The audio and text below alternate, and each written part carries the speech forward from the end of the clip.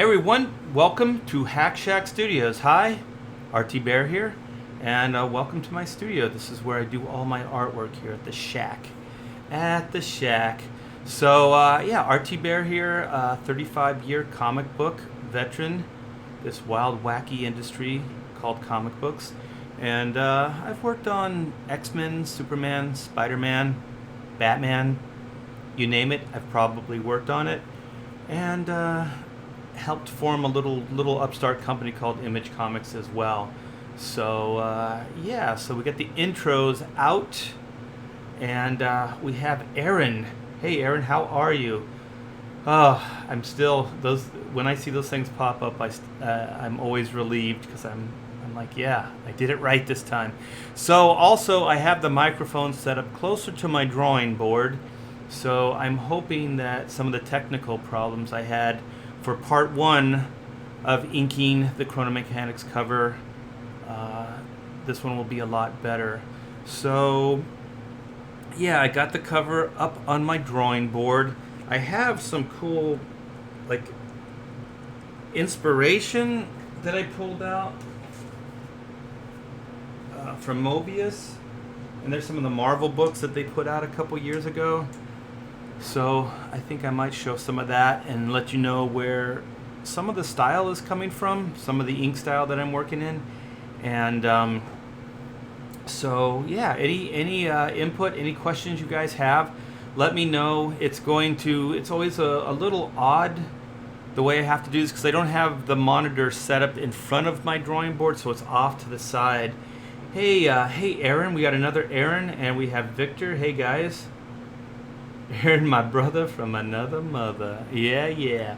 All right, guys. Yeah, so this is starting to heat up. The party has just begun. So, yeah. Let me see. I have my pencil tools out here. What the heck? I don't have my ink tools. So, yeah. Let me switch over. See how I do this. How do I do this? Okay, so then I go here. And I push my webcam. There we go. Hey ha. So this is what I'll be working on. YouTube's got a little bit of a delay, so I'm hoping it'll show up. Because it sure hasn't for me yet. Wow, that's a major delay. Arty Party, yeah, it's an Arty Party. So, did you guys, do you see the artwork? Because I don't see it yet. Oh, there it goes. Wow. Ask and you shall receive. So this is the page, and here is the ink. So I'm going to refresh my ink well. It's been hot here in SoCal, so the ink thickens up, and it gets a little hard to move around. So I like to refresh before I start in the heat, so I get some flow. So here's my my tool I'm going to be working with today. So I pretty much finished the pencils this morning, and so I'm going to bring those together. I did a little bit on the figures, but not a lot of finished pencils on the figures. So we'll try to bring this together the best we can. So I'm thinking maybe an hour or so. So buckle up, you guys. So here's a little bit more of what I'll be working on. The camera on the drawing board's a little bit at an angle, so sometimes you see it slightly distorted, so hopefully this is better. So we have, this is the Chrono Mechanics team. So this is team 9.2 of Sector 7. This is Zen, Ut, Caravaggio, and this is Doug. And this is Doug not in his mechanics form yet. So spoiler alert. So yeah, this is his self-centered 70s rock star look. So I thought that would be cool to bring into the cover. And it's a pseudo work site, so it's kind of I'm thinking some kind of like cog machinery or mechanized clockwork machinery had kind of went kaflooey. So they're going to fix it. So that's kind of the scene that I was going for. So wait, I forgot I was going to show you this. So we have that, And then I'm a big fan of Mobius, Jean Gerard or Claude or however you say his name. I can never say it. I'm so not cool with that. But even though I can't say his name, his artwork speaks volumes. So this and some of the other European guys, the French guys, is what inspired Chrono Mechanics. So airtight garage and like this type of stuff. Look at how amazing that is. It's very simplistic. It can be, and then it can be very very complicated too. Some of the stuff I'll show you guys is very it's very ink heavy. So this is very painterly, which I love. I love all the designs. Just some cool stuff. So if you don't know, he did a lot of work for heavy metal in the day. Him and a couple other core artists really put that magazine on the map. Corbin, Mobius, Belial. Some cool stuff. Look at all this. This is so cool. I mean, this is just real linear stuff, but I just absolutely love the line work. And if you're familiar with Barry Windsor Smith, I think he took a lot of inspiration from Mobius, and I think even more in a contemporary way. Look at this shot; it's very cool. What is his name? Travis Charest, and what is his name? Olivier Coppel. I'm not sure how to say his name either. And yeah, and what is his name? He's got 3 names. Oh my gosh. Francis Lionel Yu. So I believe they're getting a lot of the inspiration. Some of them are taking the inspiration from the other guy. So I think Travis was inspired by a lot of the European stuff. Look at this. Wow. I hope this is coming across. All this rendering is just beautiful. And so this is the stuff that inspired me. So what I'm doing is a pseudo Mobius render style with a Hanna-Barbera or Disney cartooning aesthetic. Let's look some of this stuff up because this camera is not going to be doing justice to it. But he did a lot of movie design work too for the original Blade Runner. And what else? Maybe Aliens. I think he did some design work for Aliens, or Alien, the first one.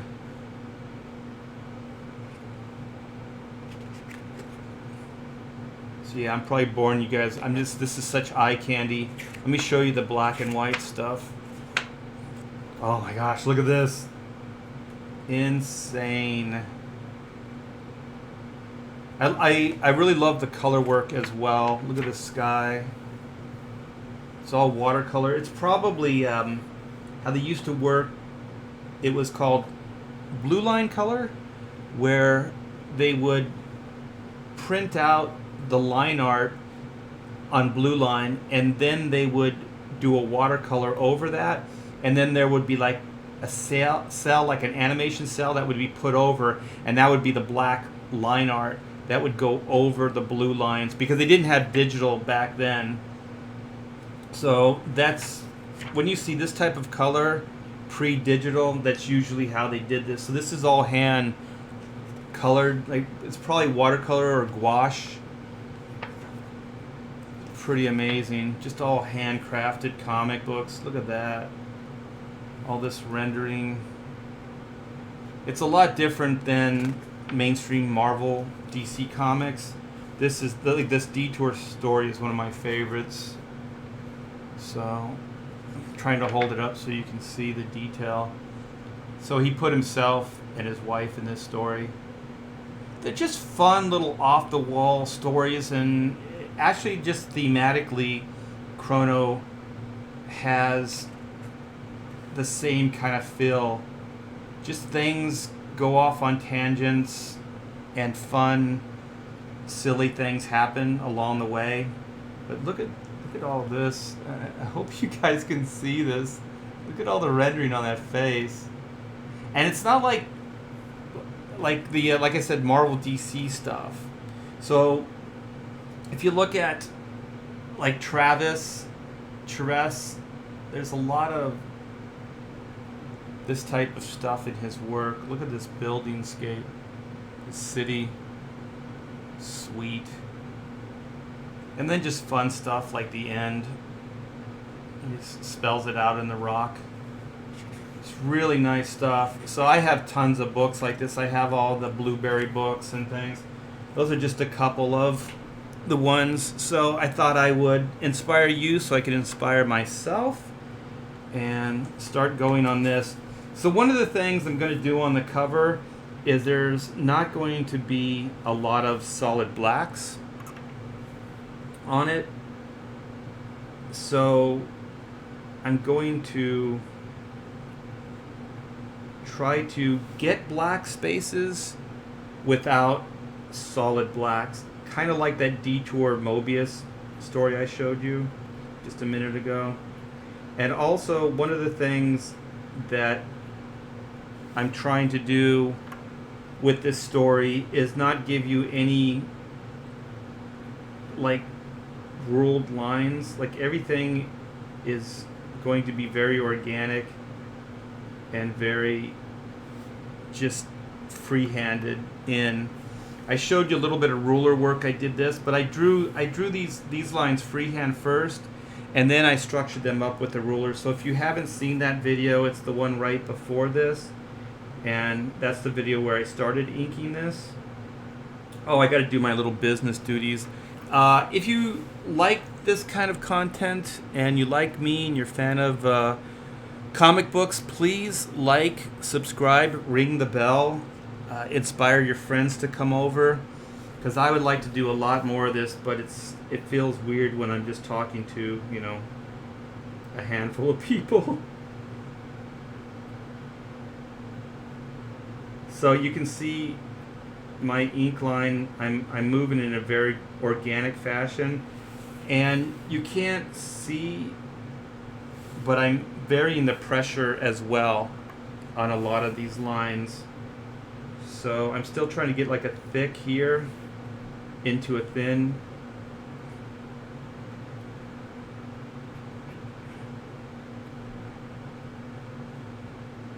So another thing that you try not to do is become too patterned or rhythmic with the line.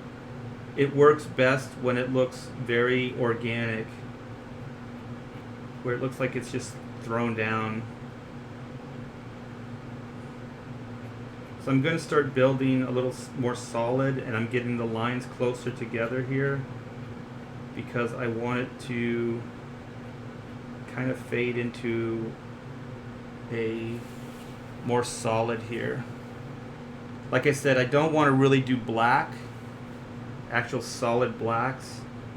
There are a few on this page, but I don't want to do the whole thing in a real harsh black in open areas.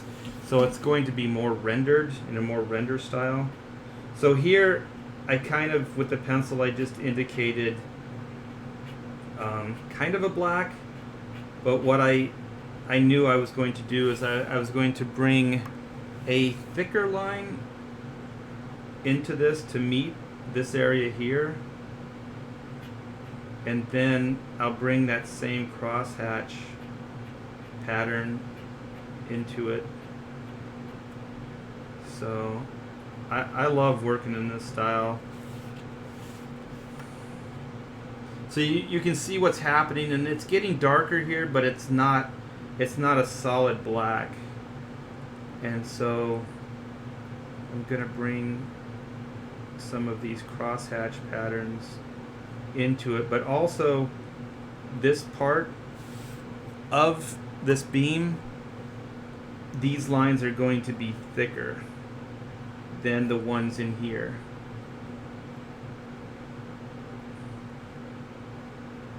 It's just any way that you can have things contrast each other is good. And like I said, I want to create a black type area without using solid blacks. And the lines are getting thicker and closer together as I progress back into Doug's leg here. And the reason I'm doing that is to give the illusion that it's pushing back, that the light is hitting here on the beam, and then as it goes down, it's diminishing.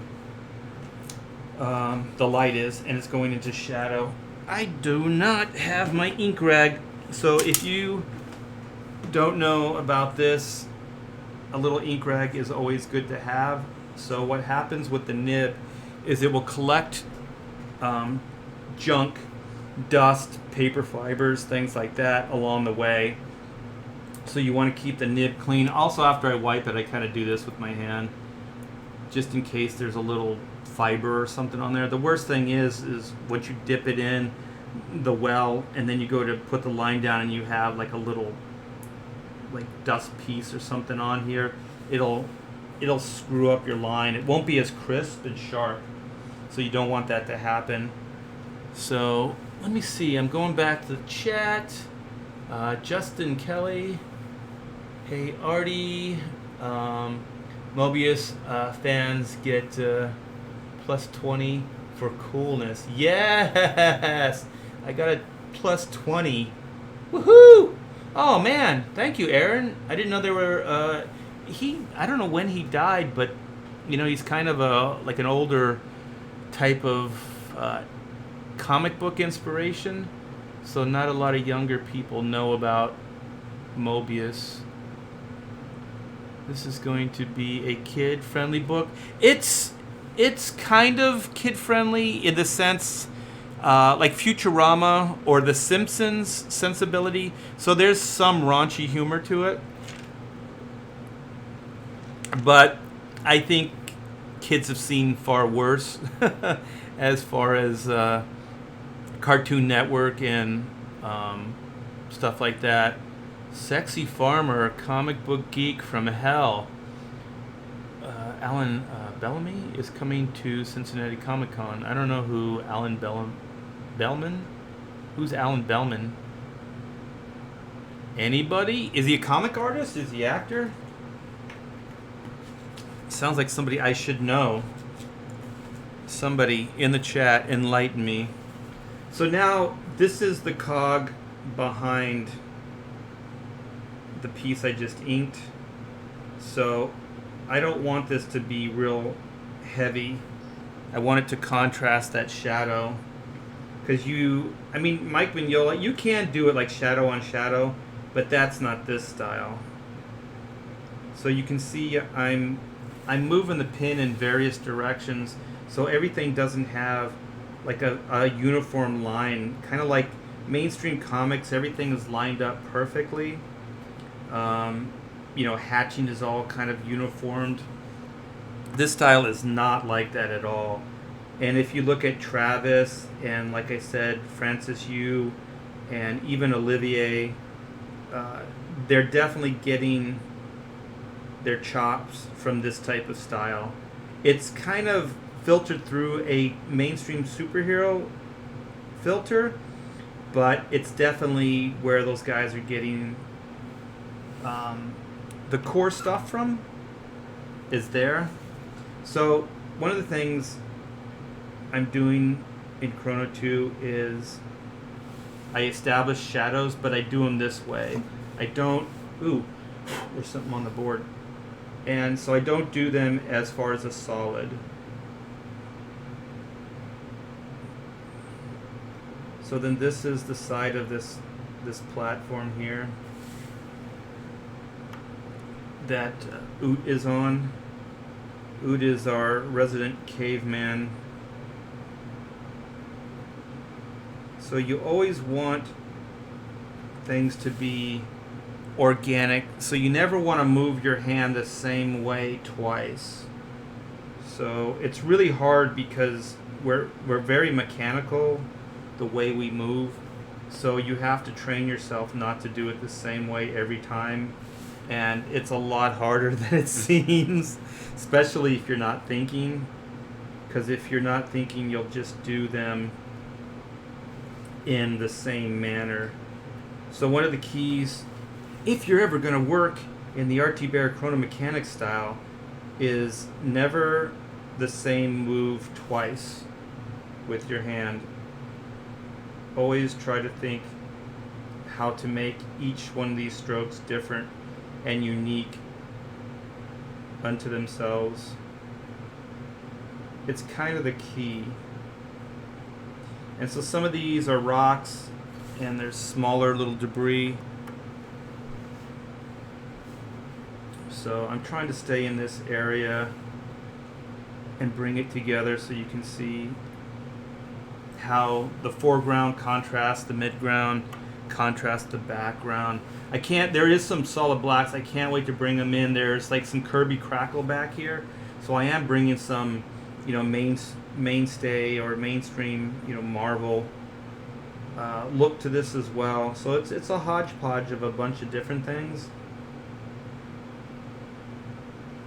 but all uniquely me. That sounded very egotistical. I don't care though, because it's true. Okay. So now these littler details, you don't want to throw down as much ink, but you still want to keep in mind that they're all individual.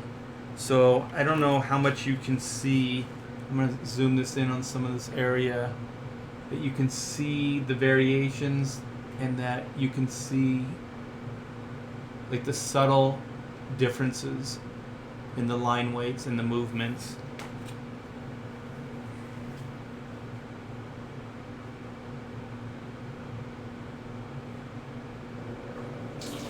Oh, you guys, I'm sorry. I have the air conditioner on. That sounds so rude.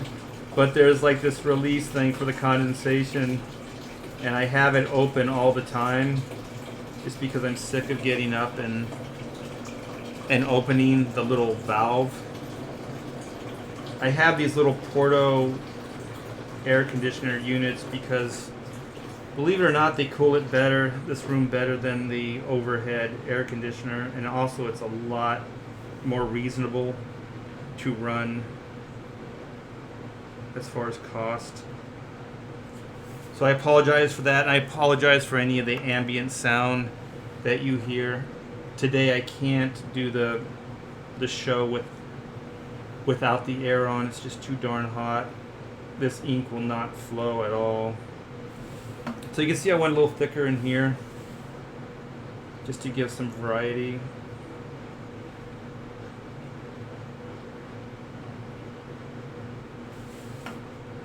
So also I'm bringing a little bit of that bloop style that I'm kind of known for. So where there's a little bloop on the end, sometimes there's a bloop on both ends. But like Dan Jurgens used to say, it's kind of a liquidy style.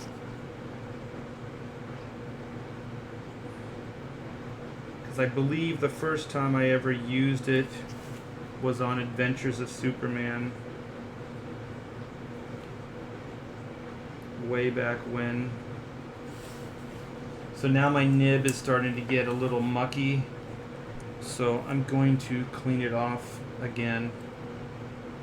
I can't wait to show you this piece here, the way it's going to contrast this piece of the gear, of the cog, and this piece. So you can't really see the pencils, but this is lighter where the light is hitting.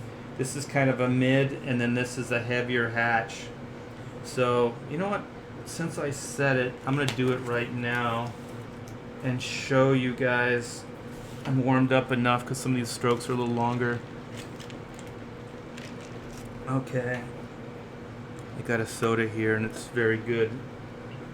So I'm taking my little sippy breaks. So I want to keep it lighter here because the light is hitting this way. So they're going to get heavier and closer together as they go down. Some of these are still in blue line. So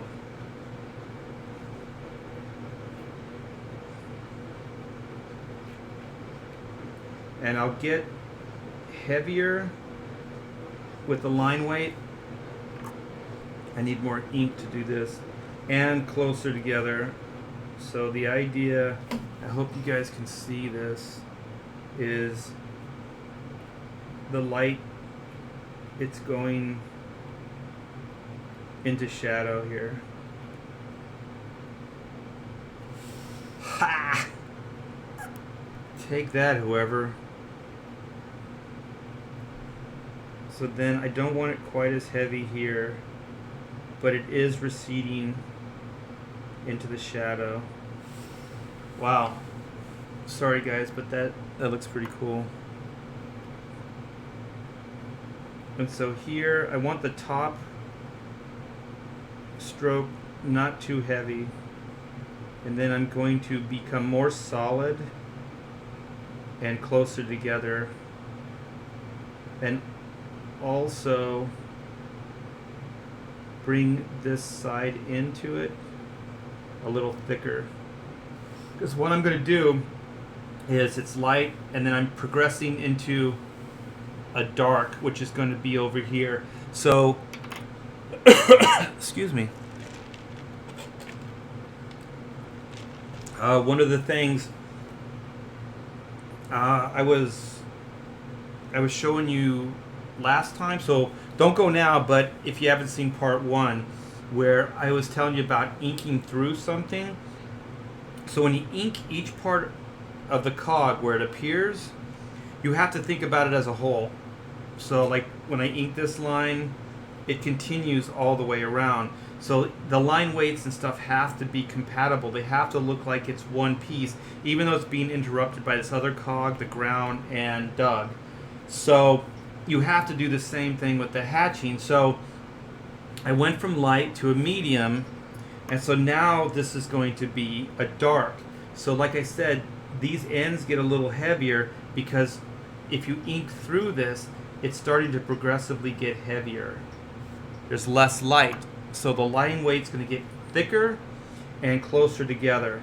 So once again, my first line is going to be slightly broken up because I want to show that there is still some light to dark even in this more shadowed area. So then these lines will start getting thicker and closer together. And hopefully this will turn out the way I want it to. And we'll get a nice kind of progression of light to dark through it. So let's see how this came out. Ha ha! 35 years. That's why I can do this stuff. That's cool, man. I'm sorry if I seem like I'm getting too excited about my own work, but this is what gets me going. So then what I have established, you can't really see the pencils because they're really light. I just didn't really want to commit to them too much because I was working fast and wanted to get into the inks and kind of knew what I was going to do in the inks.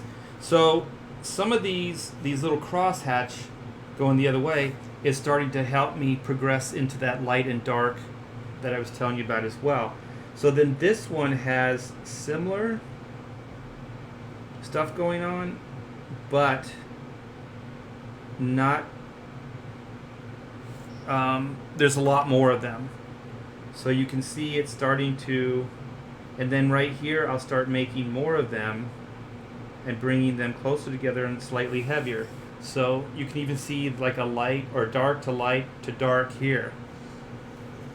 So then what I'm going to do here is I'm going to bring this down. And the reason I'm going in this direction is because if you that's another thing you have to always be aware of. The cog is angled, so these lines have to follow the horizon going this way. So all these hatches need to follow the same direction.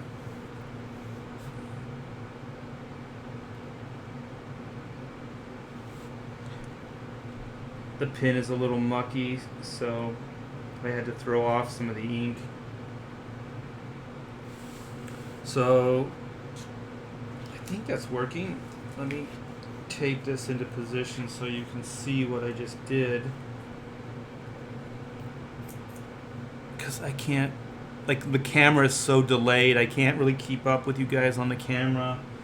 So let me put my glasses back on and go to the chat. Hey Art, hey Victor, where are we? Arty Party.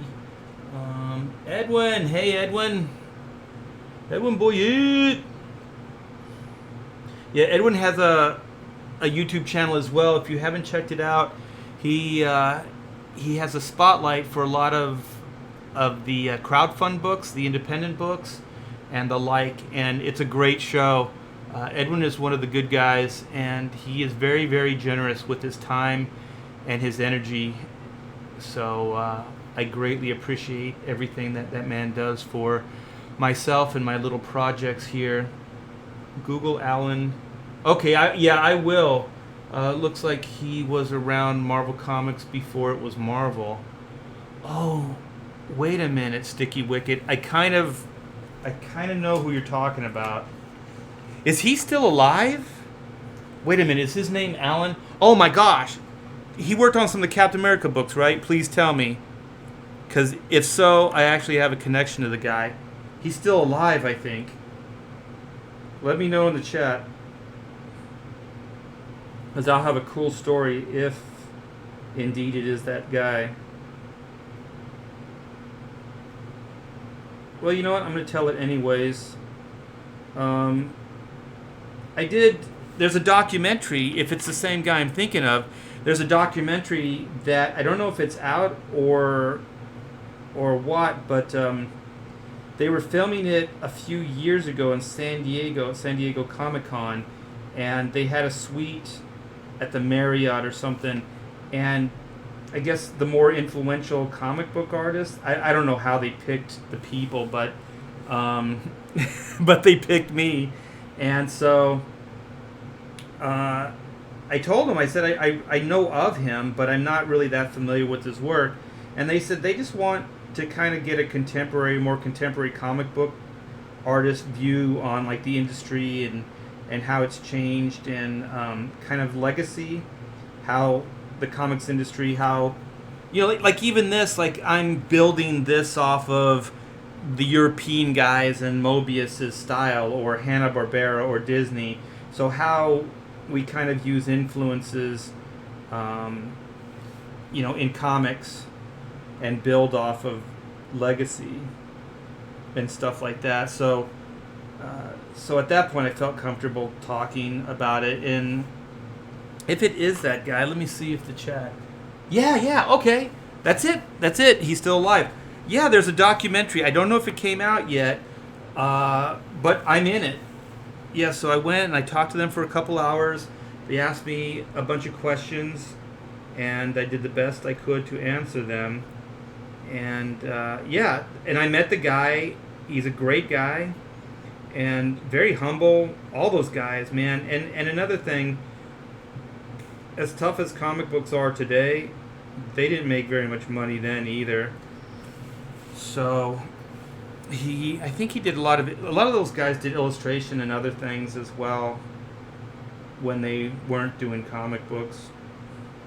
And a lot of them lived in New York City, so they did ad work and print stuff, which even for people like us doesn't really exist anymore because everything is digital. There's not a lot of people that do tangible like artwork. And another thing is the ink medium, like what I'm working in right now, it used to be pretty prevalent because it was expensive and the technology wasn't that good to print in color. So a lot of things were done in ink. There were illustrations, full-on illustrations that were done in pen and ink because it was easy to reproduce, and it was mainly because of the technology of the time, and probably was a lot cheaper to do. So even the ink medium, which is what I love, I absolutely love the ink medium, is it's not dying, but the way I like to look at it is that it's very, very specialized, and there's not a lot of jobs. There's not a lot of opportunity for people that ink anymore. And comics is one of the few places that I know of that still employ ink artists. Because even animation, they used to have paint and ink.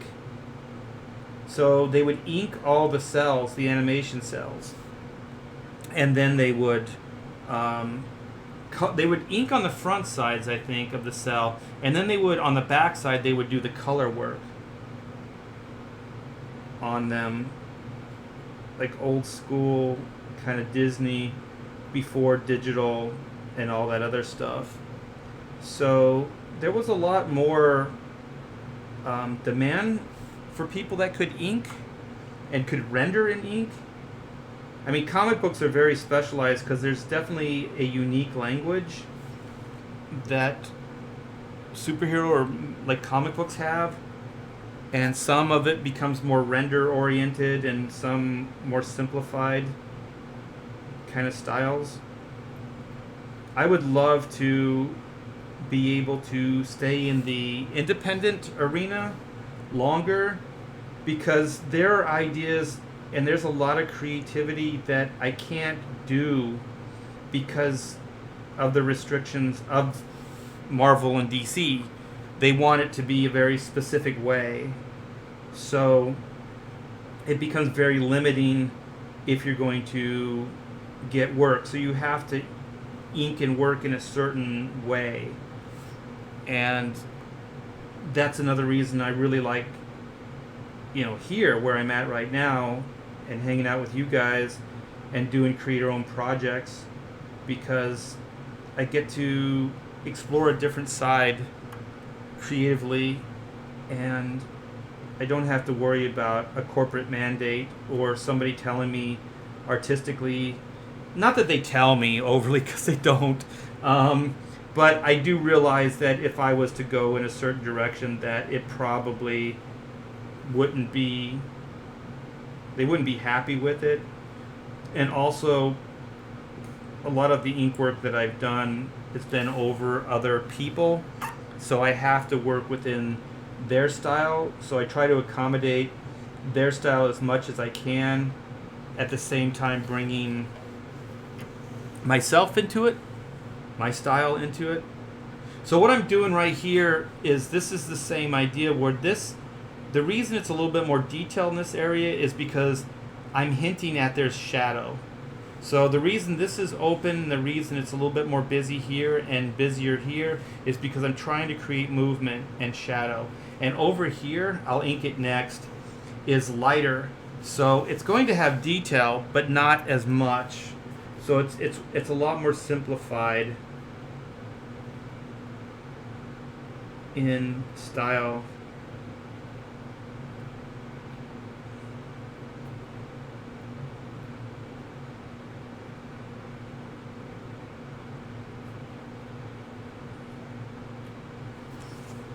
So all of these strokes, just like I was showing you before, they're all, I try not to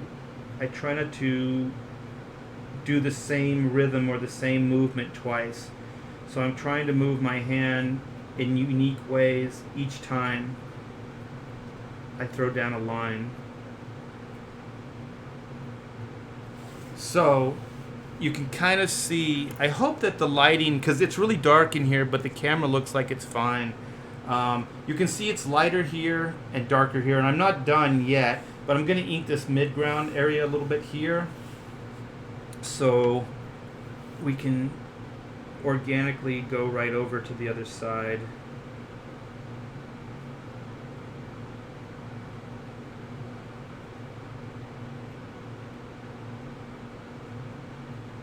Yeah, I don't know if you guys could tell that I really, I really love doing this stuff. It's a lot of fun.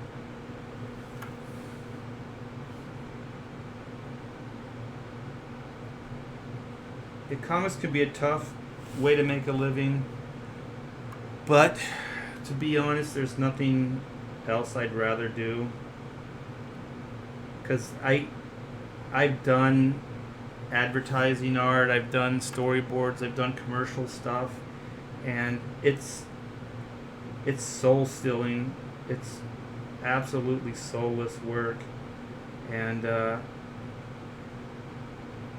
I think if I stayed in, I mean, the money's great. I got to clean the nib. The money's great, but I think I would just probably just become the most depressed person in the world. I'd become very sad. Okay, I see a highlighted green area or orange area. Who is going to color this? Oh my gosh, good question, Edwin Boyette.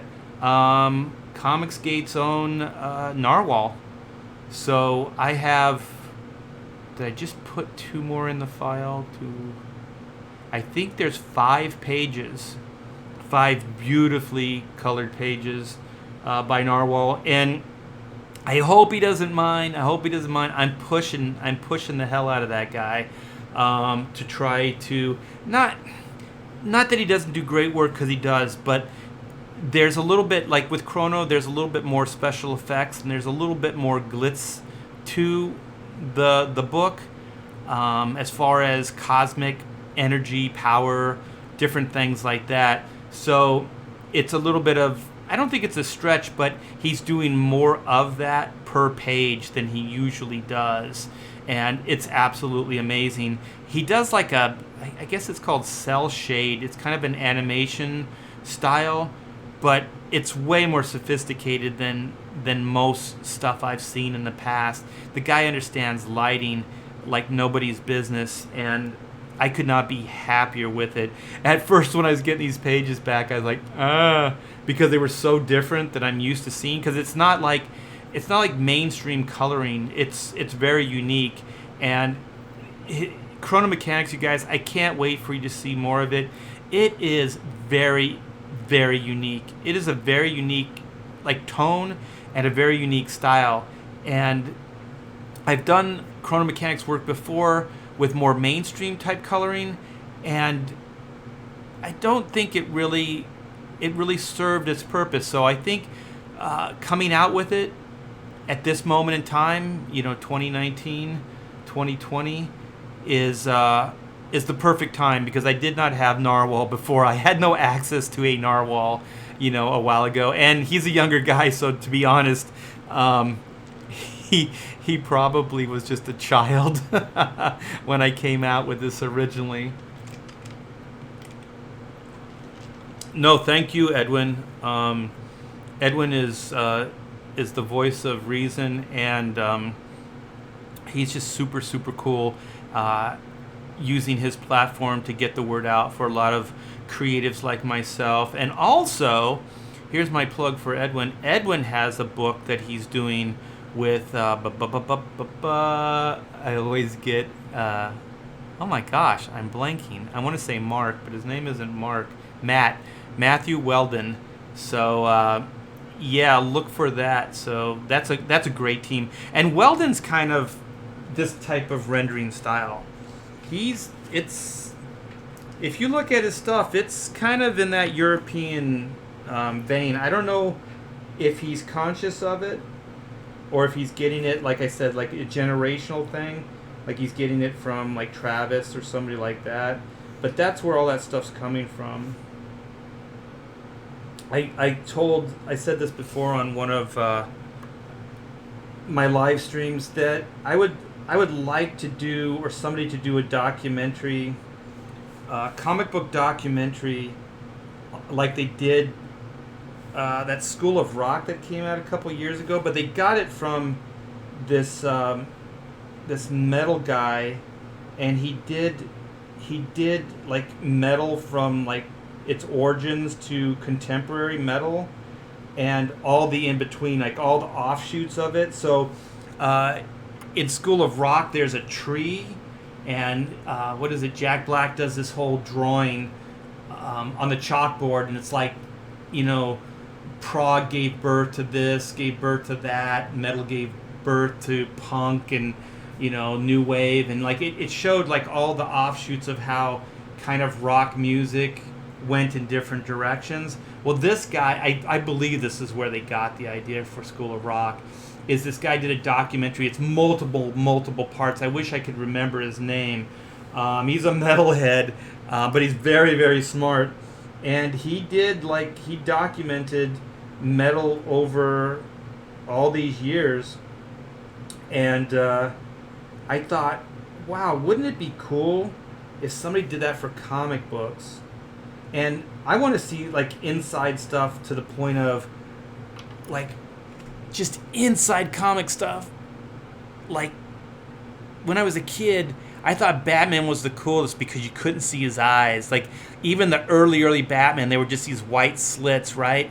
And so all my life I was thinking, oh my gosh, that's the first character that ever did it. But he's not.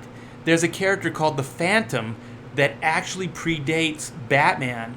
And that character does not have any eyeballs. He just has those white slits. And so, you know, those are the cool things I'd like to see, like the birth of the Kirby Crackle, and then where everything went after that, and so on and so on.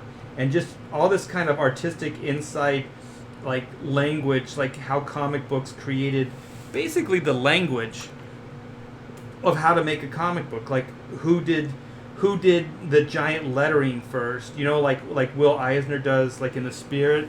He'll have like the title of the story, but it'll be like it'll look like buildings, or it'll look like it's made out of stone or something like that. Like who was the first guy to do that? Just all that kind of, I think it's very cool, and it would be exciting to see who was the first guy that did this and the first guy that did that, and how the comic book language and landscape, like the visual language, all came about. Because for somebody like me, I think it would be a blast to see. I wish I had some crazy deep pockets, because I'd commission it, have it done.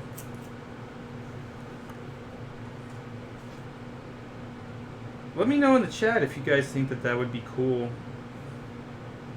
or if I'm just bonkers.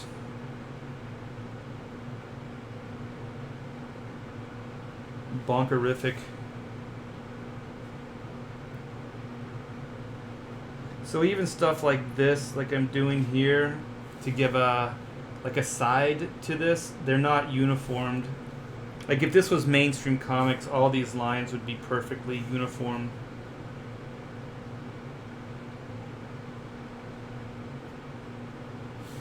So there's a little hint of a shadow, but not heavy. It's not overdone. Just enough. I gotta get moving on this because I want to finish this for you guys.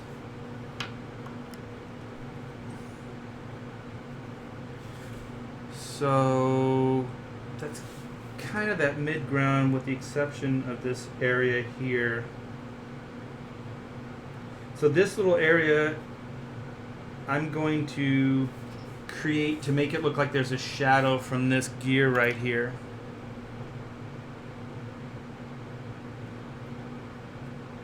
So just a little bit. I don't want it to be too heavy. And then I don't know if you guys have picked up on this, but all these little nicks and all these little lines, these are all purposefully done in this direction. And even these are laid out because these are all subliminal arrows. So they all bring your eye into the composition. So even my hatch work, it's at an angle and it's going in these directions, as well as these rocks in the foreground are. So it's trying to bring your eye back into the composition. And right here, the logo will go right here, the Chrono Mechanics logo. So if you look at this column, from the logo, it brings you right into these characters. So the logo, if you look at it, you'll come down this column and then you'll see these guys. And then as your eye comes down, these will bounce your eye back into the composition. At least that's the hopes.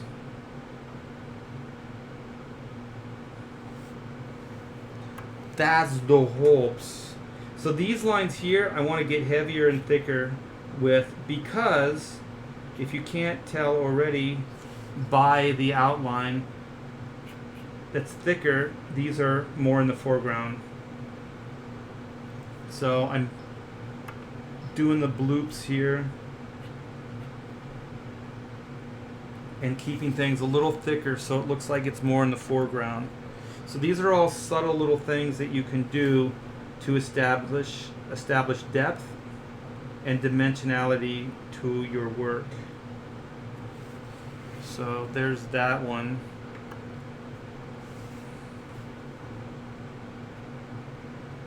And then this one, I'm going to bring a little bit of a darker area there, and once I'm done with this, I will show you why. So what I'm doing, and this is a direct lift from Mobius, is he does these little nicks, and they kind of show like it's like indented and it's got a little lip to it.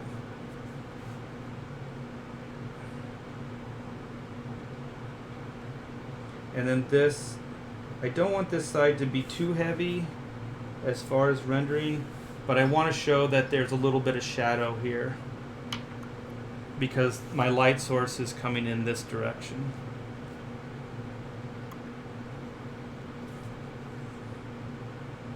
So I do these little nicks, and also there's a guy that does these in the mainstream, and his name's Art Adams, and I believe he got all these little nick ideas from the Europeans as well.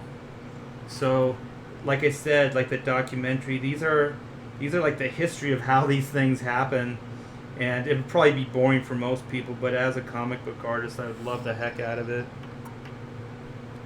I think it would be, I would watch it over and over and over again.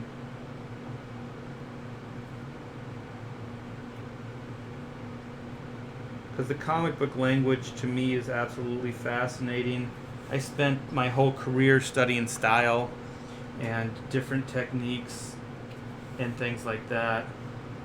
I think as an inker, I always used to think about how my career trajectory would go, even as a younger man. And there's one thing, I like rock and roll a lot, and there's an entertainer's name's David Bowie, and they used to call him the chameleon because every couple years or whatever he'd reinvent himself, not just musically but also visually.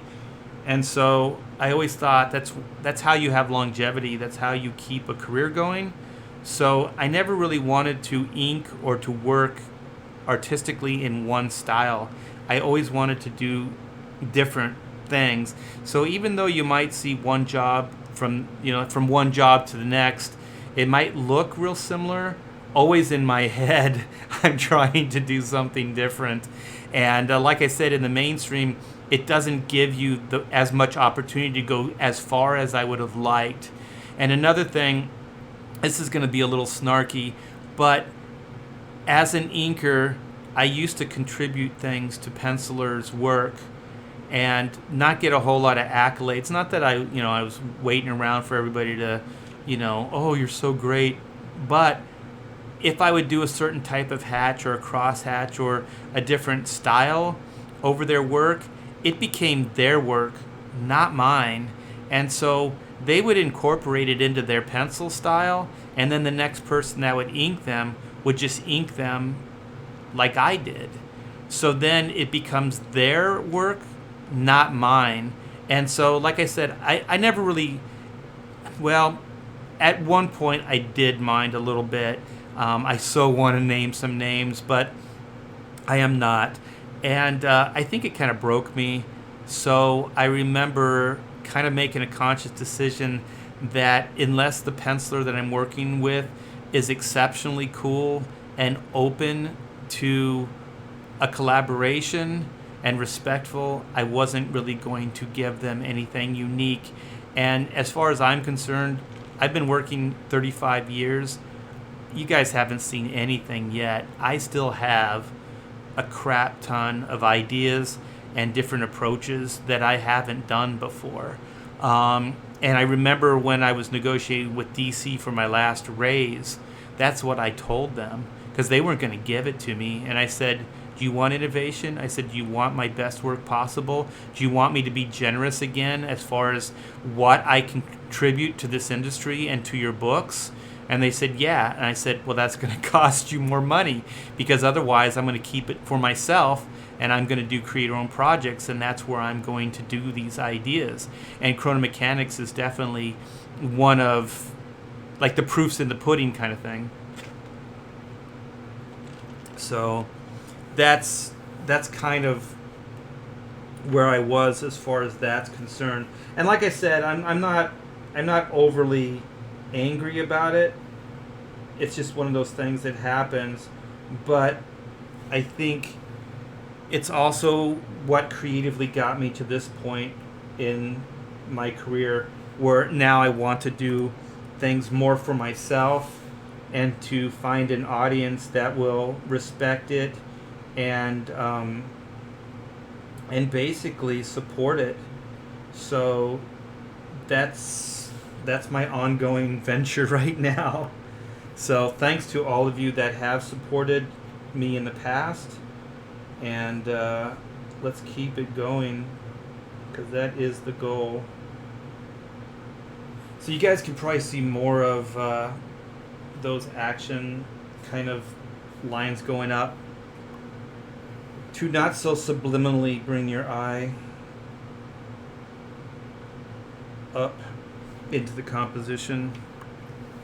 And then I drew, you can't really see it, but there's a little bit of a buried piece in the dirt here, and it's going to have like a little bit of a lip on it.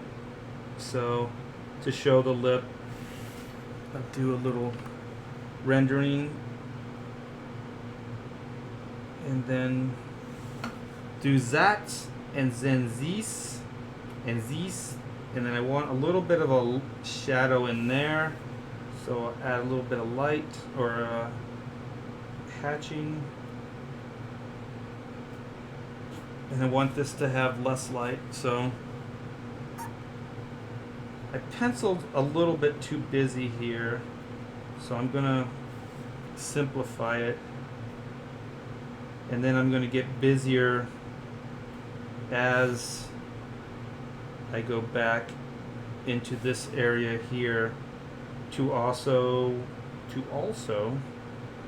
show that there's more or less light going back into that rock there. So foreground stuff, slightly thicker line, some superficial cracking,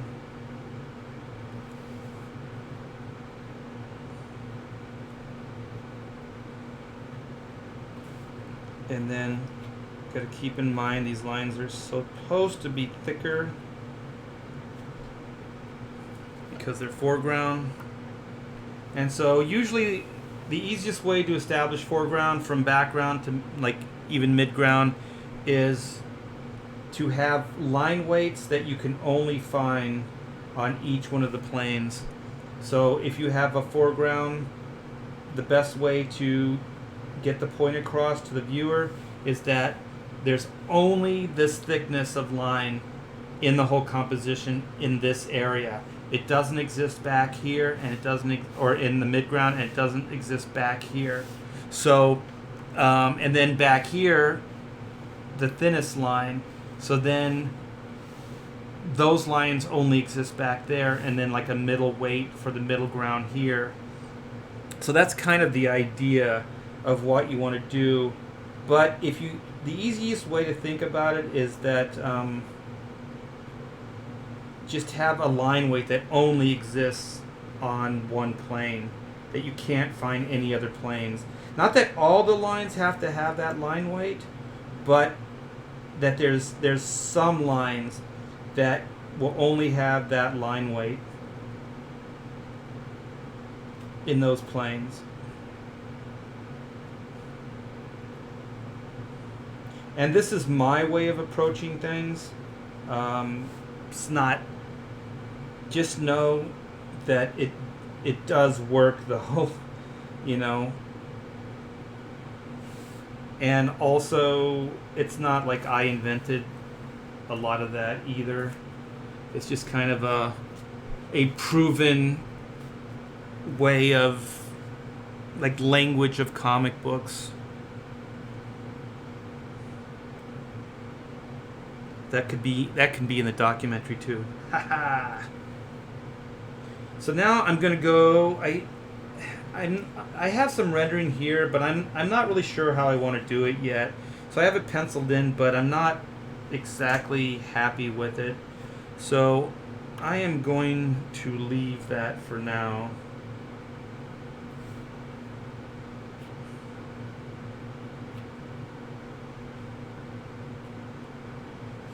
Most of this will be on the crop. You won't see it anyway. I'm mostly just doing that just for the original. So here on this part of the cog tooth, it has to have similar hatching to this piece right here because it would be shadowed similar, but I don't want to make it as heavy because I don't want it to compete with this. I want some dimensionality to it. I hope that's a word.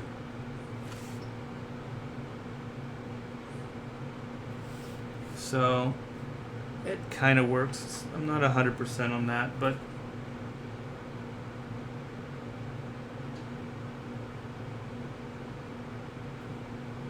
so there's a lot of little dots and stuff like with the European style.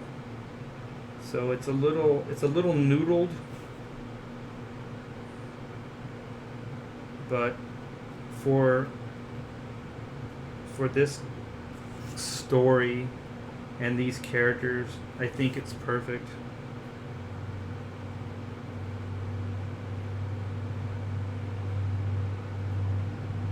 So then this will have those little Mobius nicks too to show that it's kind of risen, that these are indented.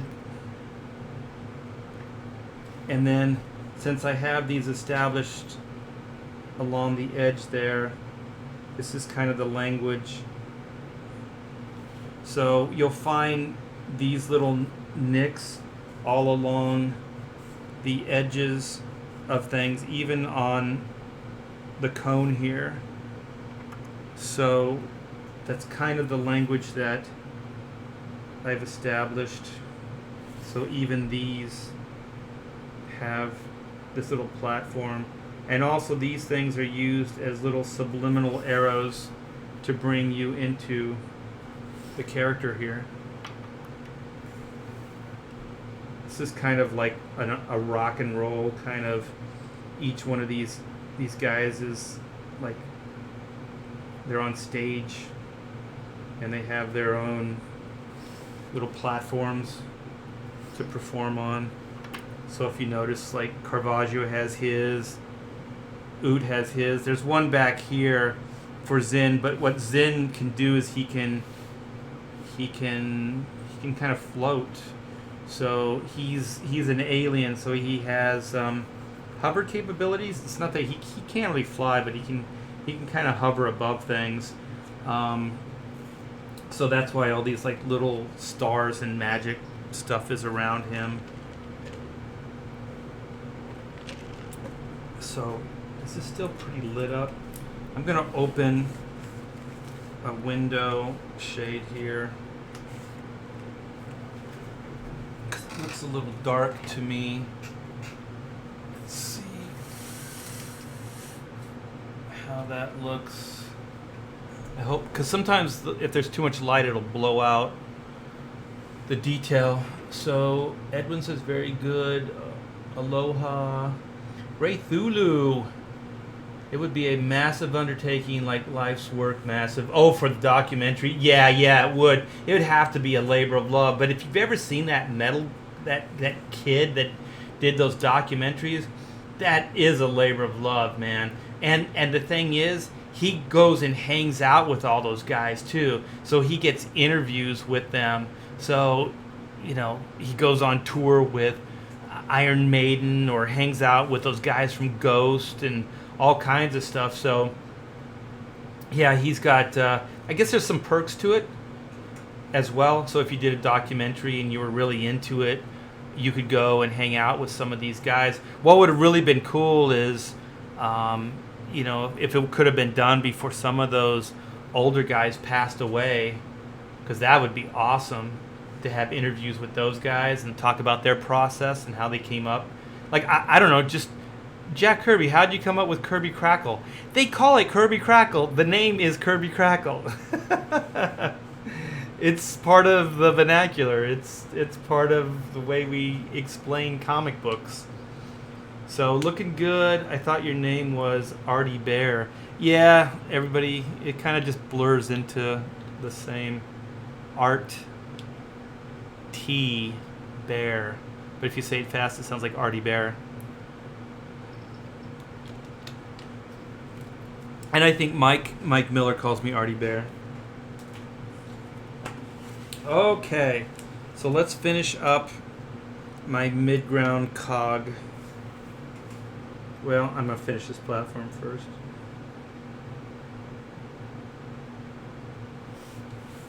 And like the other side, it's a little shadow that goes in, dissipated as it goes out. Maybe bring another line in here. Yeah, that worked. Okay, so here's more of those Mobius lines. Here I'm going back into finishing that side cog, so I have all that. Let me do this side piece here. All right. Okay. A little nick there. And then I think I just have the inside of this. I gotta get the scale right. So this hatching here has to match this hatching, because this is basically the inside and this is the outside. So if I made this hatching too thick, or thematically it didn't fit the same line weights as this, it wouldn't look like the same cog anymore. So what I'm going to do is I'm going to get thicker and closer together here, just as we did here where it went from light to dark. So this is doing something similar. And so as these lines come out, they're going to be thinner and further apart.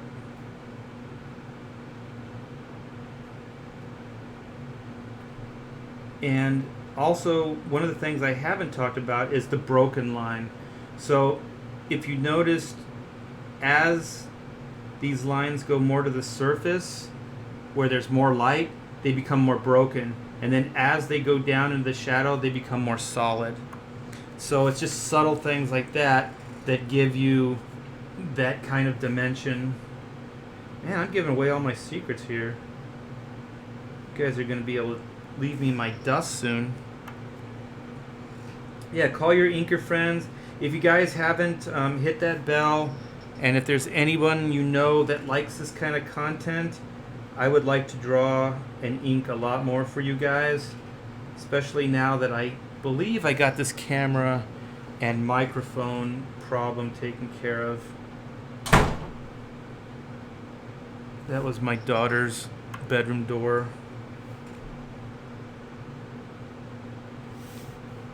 We have ghosts. If you have ghosts, you have everything. Okay, so you can kind of see it's starting to take shape, and so then it comes all the way around here. So like the bottom part, we have to think about this inside area the same as this. So these lines also have to have similar, well, not similar line weight to this, because this is really shadowed. Because what this actually, I want to have some hatching here to show that it's curving, but I don't want it to be this heavy or this heavy. So I don't know if you can see the blue lines, but I'm pretty much just going to go over these blue lines.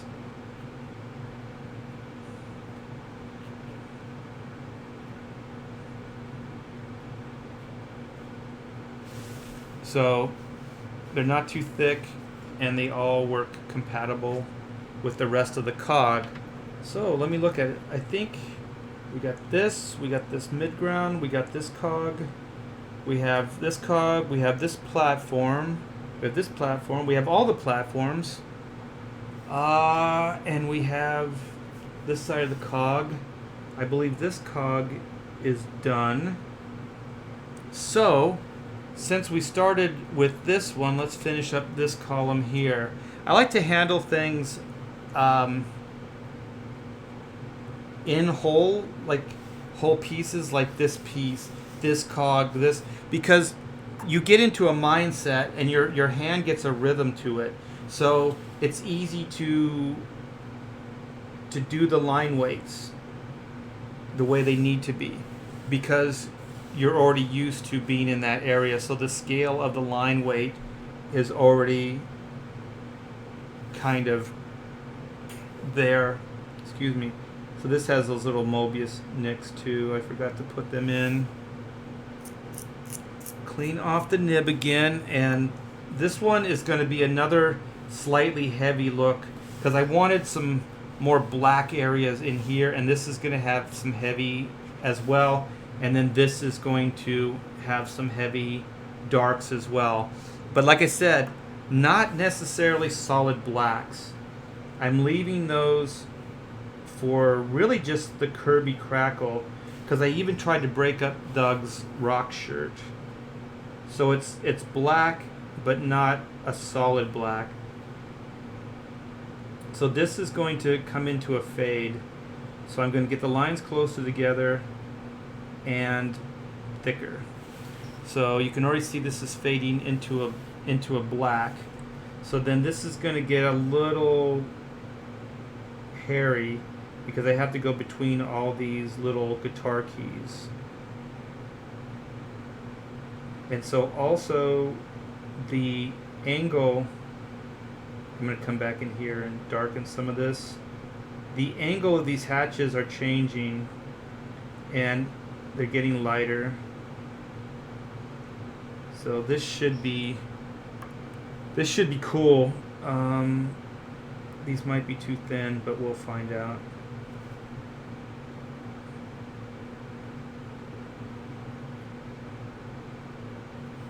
And then they continue. Like I said, you have to go through. The object. Always ink through, just like when you draw. So then, oh, it did work. Cool. And so I'm going to do a crosshatch this way to follow the beam up, and then it will dissipate in through here. So let me take a break, have a sip of my drink, put my glasses on so I can read the chat. You guys don't get old. It becomes a pain in the ass. It's hard to see. You gotta take your glasses on and take your glasses off. Spill the beans. Okay, that one's older. Already giving away trade secrets. Yep, that's what I'm doing. It's all here, man. I'm just giving it away. Absolutely free. So like I said, yeah, if you have friends that like this kind of content, just tell them Art's giving stuff away for free. Check it out. And one of the things, I don't know if you guys could see what I just did there, but when you're doing these kind of crosshatch, never stop at the line. Like, let me see, it's going to be hard to do it. I got a piece of paper over here to get a marker. So this is good too for you novices. Let me see, I got to find, you know what? I'm going to use a pink marker. Let's see if this works. Oh man, it's one of those markers. Son of a beach. Oh, here we go. Okay. So, like, let me find my pencil. Okay, so we have hatching going this way. Then we have hatching going this way. Okay. So, when you, like, this is kind of what I'm doing. Kind of things like that. So, if you're going to do this and break, make sure you break it past the line, I'm going to do this mechanically, and it's going to be weird, but never do this where you end at that line and then continue. Because what you're doing is you're creating a pattern here. So this becomes almost structural. Your eye hits here and goes this way. So always break that line. When you're going to do hatching, even though you're stopping, always break the line. Never stop at the line. It just becomes structural. See, I mean, that already looks better. I did it on accident. Yeah, so that's another little tip there. I wasted a whole sheet of paper for you guys. I hope you appreciate it. So here we go. So I'm also getting thicker on the base and then thinner as I go out. So a little tough going around all these guitar tuning keys, but it worked. And so then this plane is similar to this plane.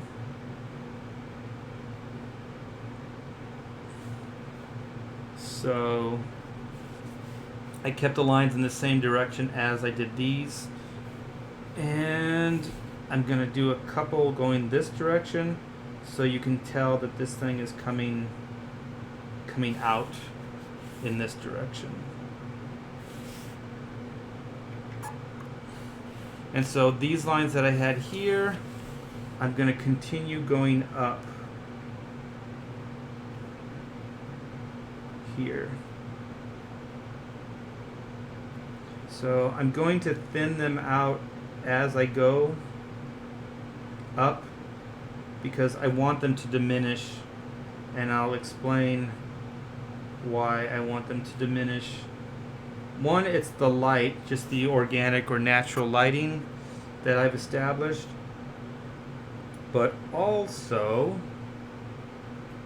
I'll show you, because it might not be real clear just because of the light pencils, is Zen has this magic that's going around him. So the magic starts right about in here. So I don't want these lines, they're actually a little bit too heavy. So I might go in with some white out or digitally take some of these lines out. It looks a little too heavy. I should have went lighter here, but I really wasn't thinking. I was kind of already concentrating on this part. But you can kind of get the idea of that it's because there's a glow here. This stuff is going to not be hatched all the way the column, this whole side. Like if this lighting wasn't here, this would probably still have this type of hatching all the way up. So I hint at, or I add a little bit more here because the lighting starts changing again. So that big glow isn't there anymore. It's only in here.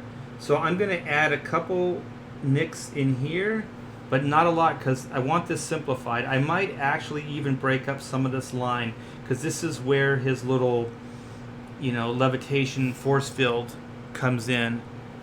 So I might break this up a little bit and then maybe one there, but here's where it ends. So I'm going to get heavy in the Mobius kind of edge that I've established.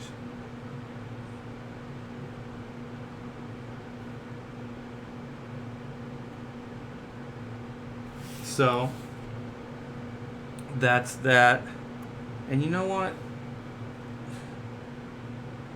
I had this line drawn here, but I think it's too busy.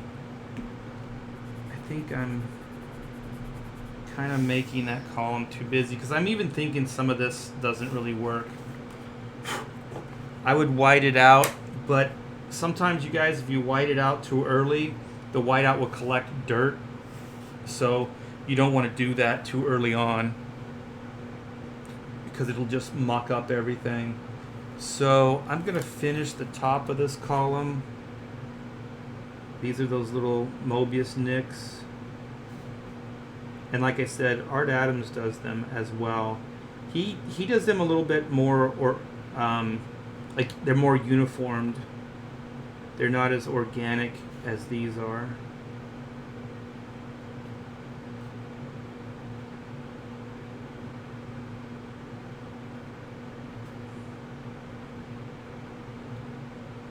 But Art Adams is definitely getting it from those European guys.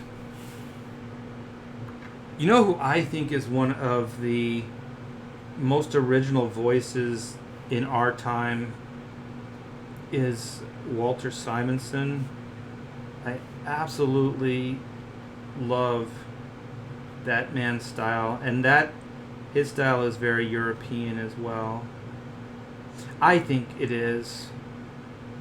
I mean, I could be wrong. I've never actually talked to him about style before. He did do a write-up, like a foreword for one of the Chrono Mechanics books, though. He did the foreword as a favor to moi. So yeah, it's somewhere around here, a Chrono book that has a foreword by Walter. I look at him as a pretty good friend in comics. I've known him for a long, long time, and he treated me very well when I was breaking in. He doesn't like me to get the word out, but he did. I don't think he wants people to think he's a good guy.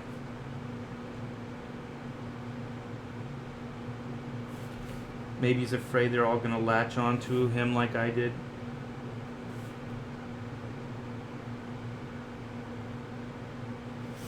So, I guess I should do this other side. So this kind of has a little bit of a broken holding line to it, and then you just hatch within it.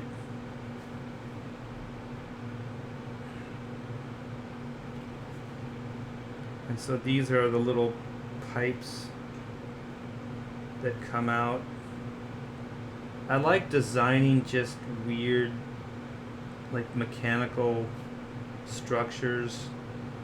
They could never work. There's no practicality to anything, which is also one of the things I like about Chrono as a concept. Is it doesn't adhere to any kind of rules. Even the story, I mean, it has its own set of rules, but you know what I mean, like logic, those type of rules. Reality is overplayed. Wow, it's getting hot in here. It's getting hot. Is it heating up? You guys feeling it? Feeling the heat? You feeling it? You like that? Okay. After I do these nicks and this little side here, I'm going to evaluate, see where I'm at. I'm going to leave the Kirby crackles for the last, because that's going to bring it all together. You guys watch. I think I'm lying. I'm not lying. When you see it, you're going to freak out. You're going to go, what the heck? This T-Bear guy, he knows what he's doing. You guys, I'm usually not this arrogant. I don't know. Maybe it's the caffeine.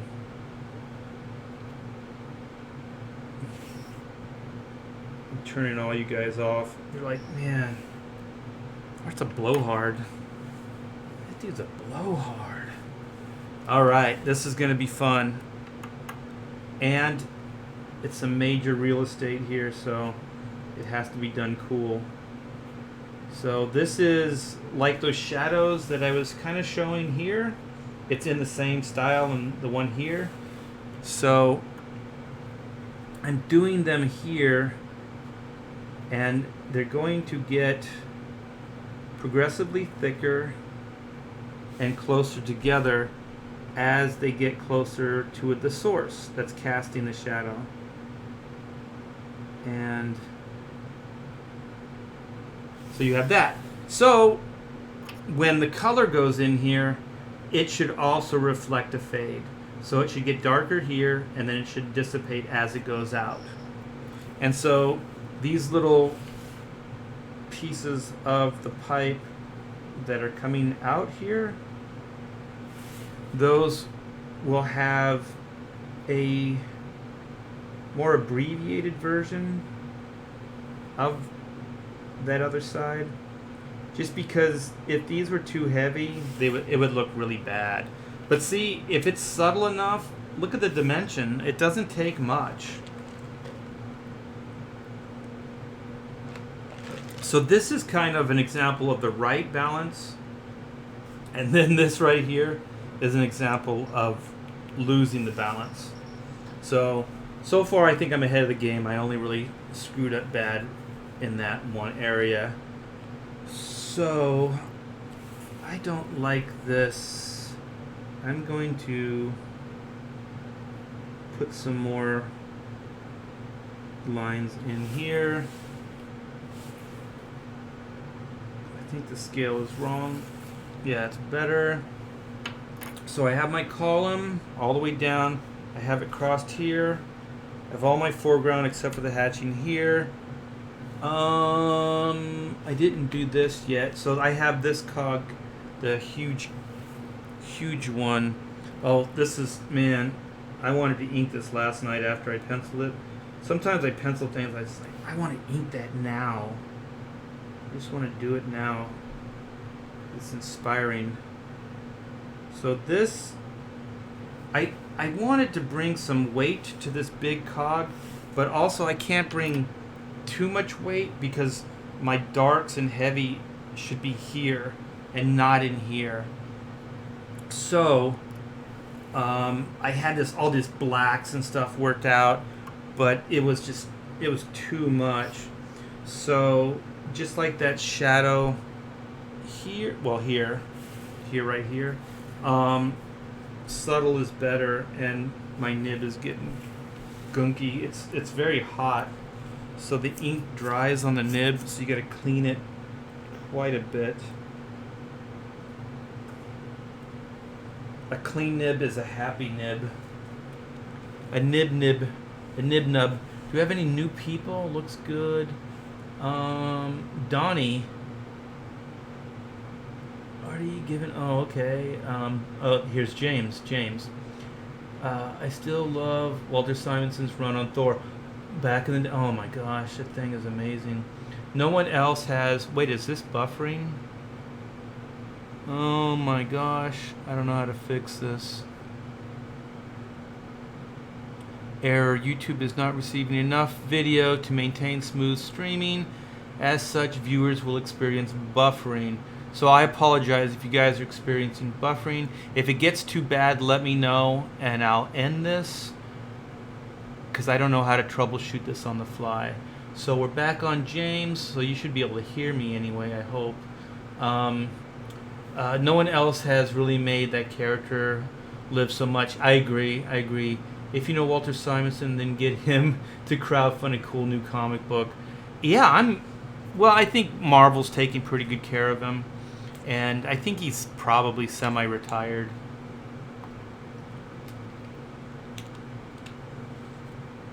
Oh, cool. So it was buffering. Now we have a live feed. The error thing it's still up though. Thanks, YouTube. You making an old boomer panic. Giving me a heart attack here. A heart attack. Yeah. One of the cool things. I'm just gonna name drop and talk about some cool things that happen in comics. I was talking to Walter about his Thor run, and I said there was a couple of issues that I didn't have to complete the run, and in a week, I guess it was about a week or so, I get a package through the mail, and it's every issue of Thor that he had done in that run. and he sent it to me, and I was like, oh my gosh, man.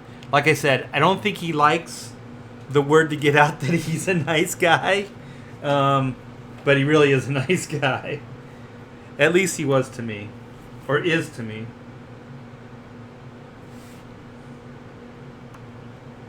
Okay, so we were up here, Cognate. The stream is back. Oh, you guys, feel free to talk in the chat, ask me questions, stuff like that. Part of the fun of doing these is being able to interact with you guys. So don't be shy. Ask away. I appreciate it. It kind of helps the hours go by too. For me, it gets lonely.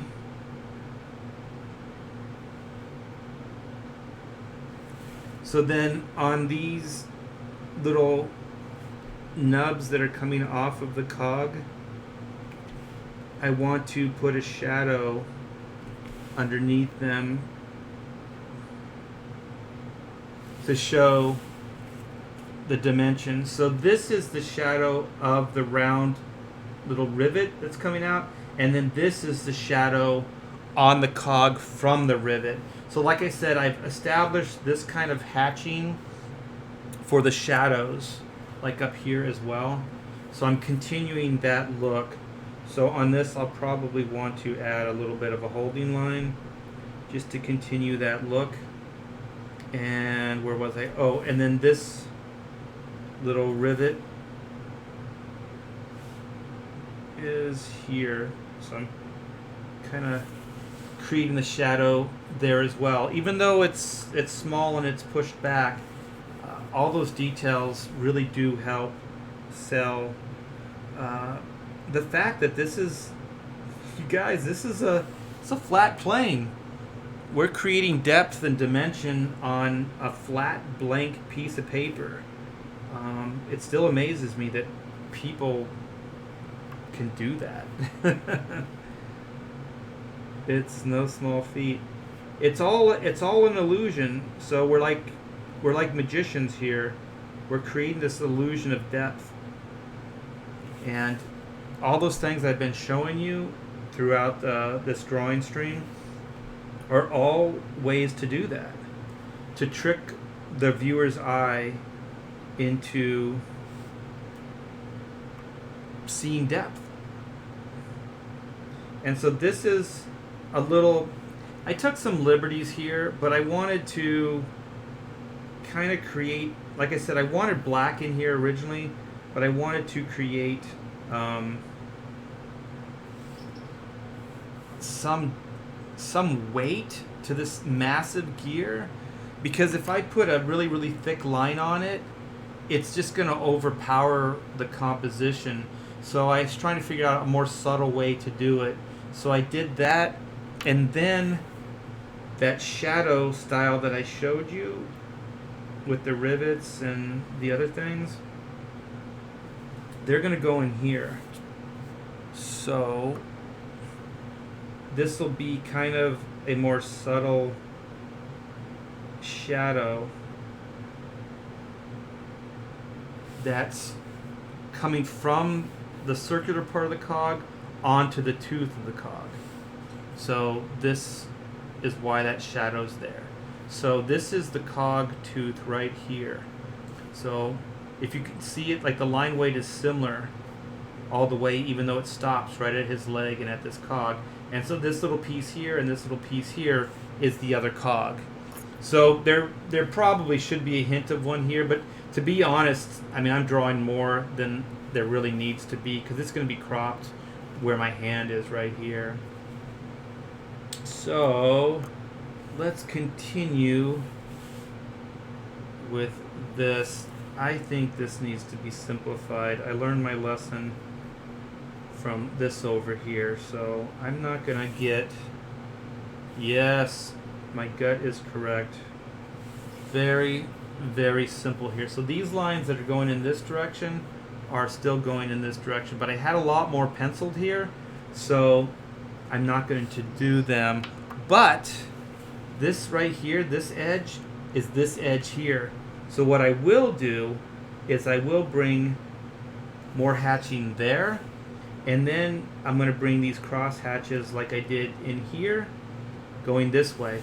So now it looks like it's the edge, like this edge here. So I saw something. Yeah, so then here's my little Mobius nicks. There, continue them up here.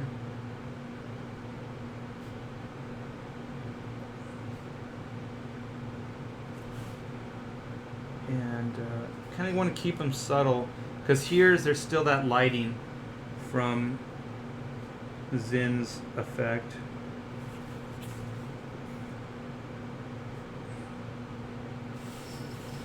So I want less as I go up to show the lighting. So then I have one of those cracks in here.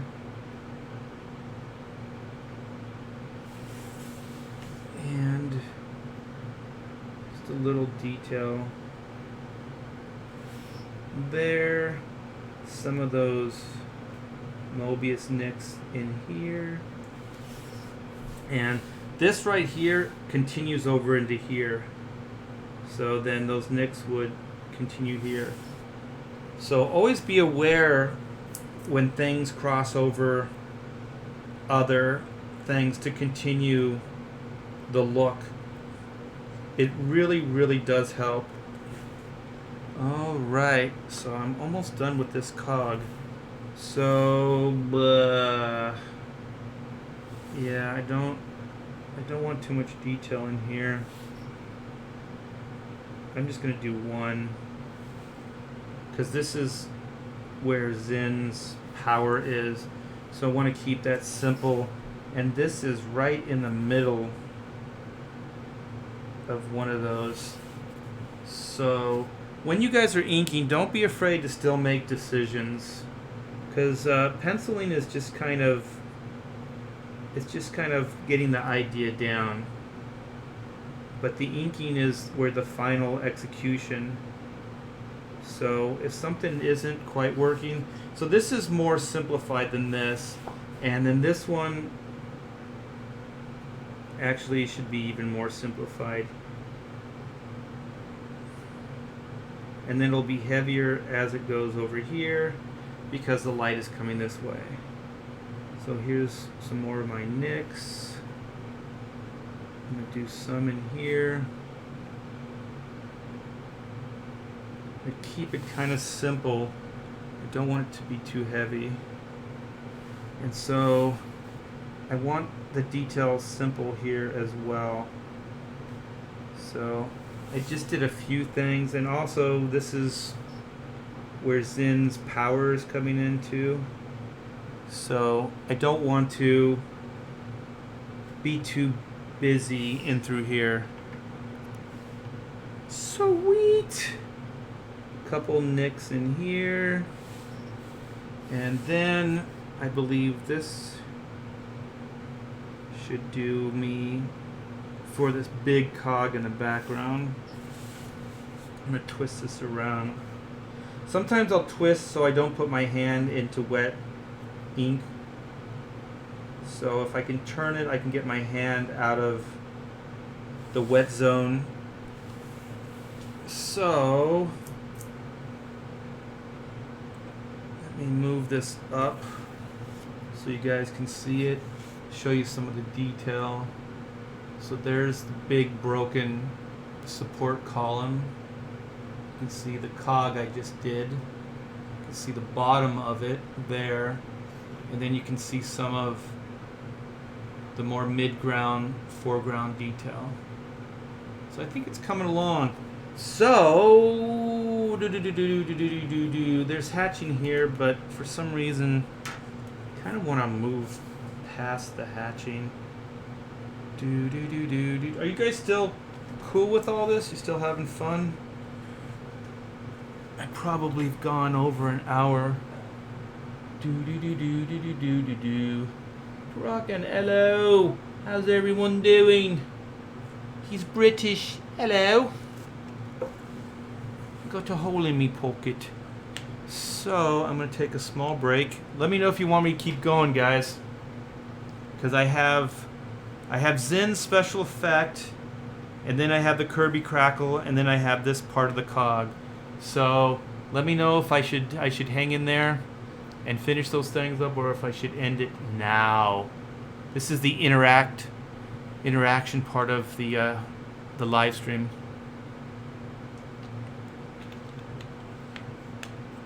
While I hydrate myself. All right, I don't see a lot of everyone is silent. Come on, people. Oh, Donnie. I know who Donnie is. I didn't see that earlier.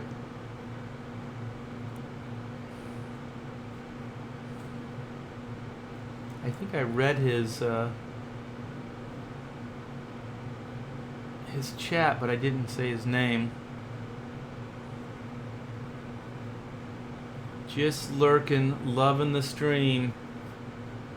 Everything is fine. If quiet, Art. You are at 101 minutes. Does that mean I should stop or I should keep going?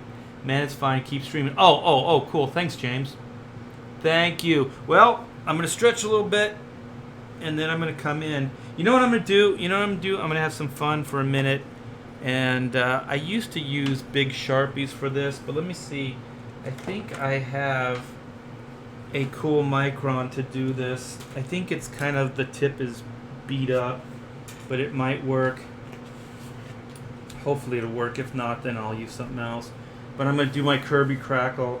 So the cool thing about like thick is you can just do this and it's smoother and the line is thicker. So then when you go in to do your brush work, you don't have to worry about like this kind of, see how this thin line is around my name? You don't have to worry about being so precious. You can kind of go in there crazy willy-nilly. Because I like the Kirby Crackle when they're not perfect circles. I like them when they're very organic in shape. And so with this tool, it's permanent ink, but also I can fill the small ones really easy, and I don't have to use a brush. So like I said earlier, these are going to be the only place I'm really going to have solid blacks. So then I have a few up here. So I wanted to keep even my Kirby Crackle down to the base of the drawing, because I don't want it too heavy. So the heaviest the blacks will be are right here in the midground.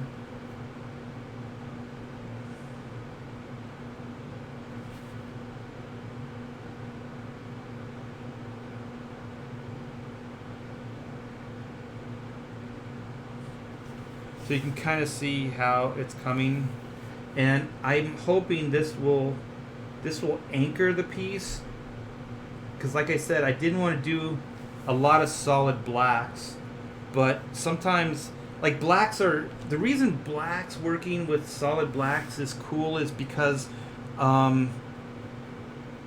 it's easy to bring solidity to a piece. When you're not, it's a little tougher. Like the way I'm working here, it's a little tougher. You have to think through it a little bit more and be a little more cautious. Solid blacks are a lot more forgiving.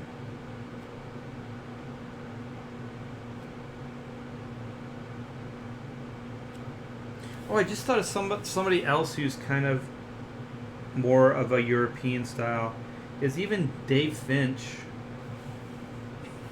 Dave Finch is a cool combination of mainstream and European. So when I inked him on the Call of Duty and on Ultimate X-Men, I liked it a lot because I did more of these ideas where I wasn't using straightforward, like superhero kind of techniques. It was more organic. So I wanted to hint at some little of the Kirby crackle just kind of dissipate as it goes up. But the main part is back in here. And I might actually do the blacks, fill them in for you so you can see how it's coming together. Maybe I'm not doing as much for you as I am for myself because I want to see if it works. I'm still pretty sure it's going to work, but you never know until you actually start doing it. So here goes. I normally would use a brush, but I just want to do this fast.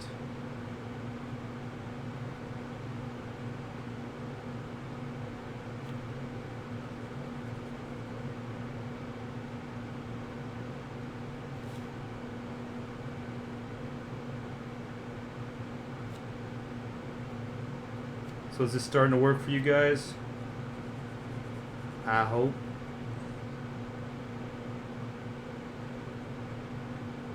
Because if it works for you, oh yeah. Oh yeah. Uh-huh. This is the part right here. I was nervous. Here we go.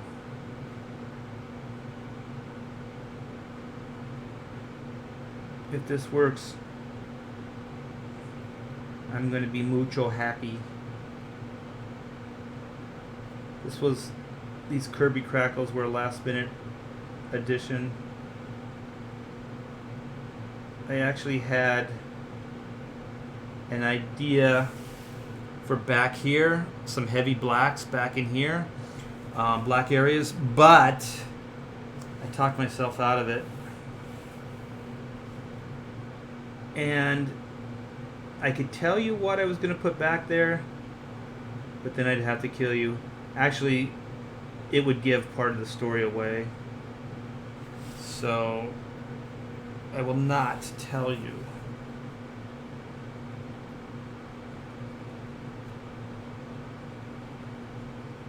Because I want you to read this book. This book, if you guys haven't noticed in the description, there is a link to my pre-launch Chrono Mechanics page. So I'm trying to get some early support when I launch it, that I can get you guys in there early, and kind of if you can get your numbers up on Indiegogo quick enough, you move to the top of the ranks, and so you get better exposure. So it would greatly help out if you guys were to do that, because then I'd go, I'd get up there quicker, I guess. And also, for that, I am giving access to a lot of exclusives that you will only get if you sign up.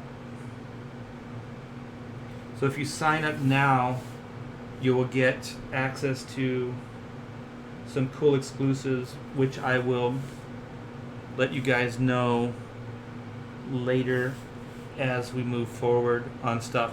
Yeah, that worked. That's cool. So it does look like it's getting a little dark. I'm going to open up some of these shutters, these shades. The light is changing.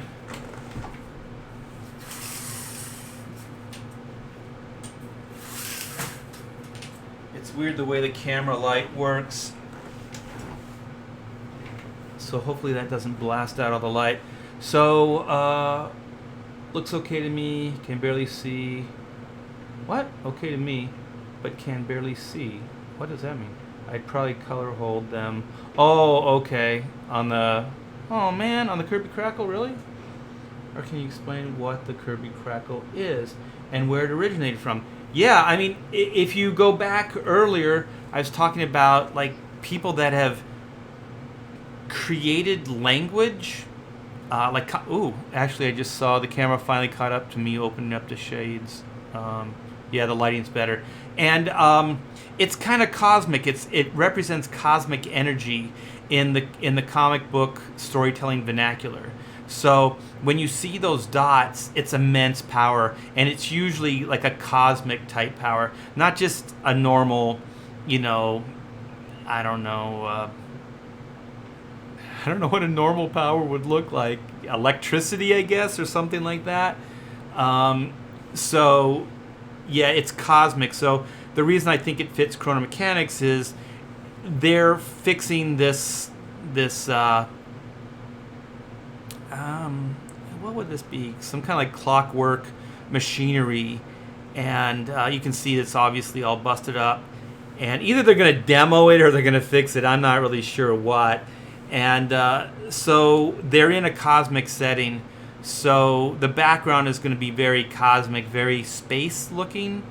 So that's kind of the idea behind it. So yeah, you could do the Kirby Crackle as a knockout or as a color hold. And to be honest, the stuff that Narwhal, if you guys are just tuning in, Narwhal's going to be he is coloring this book right now. And some of the things that he's been doing is knocking out the Kirby Crackle against the background. So it all depends on how it colors up, because you might want to get rid of that solid black. I can't really tell until I can't really tell. There has to be color there first, and then I can kind of get an idea of where it's going. But just looking at it right now, I couldn't really predict that. So my job responsibility at this point is just to make the line art work, and then the colorist can take it from there. And I'm totally open with it, because he's doing some. It's either a color hold or a knockout. I think they're the same things, and he's really, really good at it. So the chat is moving. Albino Thunderbuns. I'm signed up. Art Chrono Mechanics looks fun. What's the youngest age range you would suggest for reading this book? It's kind of an all ages. And so one of the ways I explain it is Looney Tunes meets H.G. Wells. So you know how Looney Tunes had some edgier adult stuff in there, kind of like, the gun shooting and then it going limp, kind of a phallic type of thing, or the eyes bulging out of the wolf's head, and like some of that stuff that like little kids just think it's funny, but adults know that it's kind of sexual innuendo. And so there's stuff like that in Chrono Mechanics. So it is kid friendly, but you're going to have to figure out like what level your kid's at. So the only kind of warning, like adult warning, I would put on is the Looney Tunes. So if you think your kid's a little susceptible or asks a lot of questions, they might, you might get that with this book. But it's really over the top action adventure, sci-fi humor. So I think they would love it. And obviously the look of the book is very kid friendly.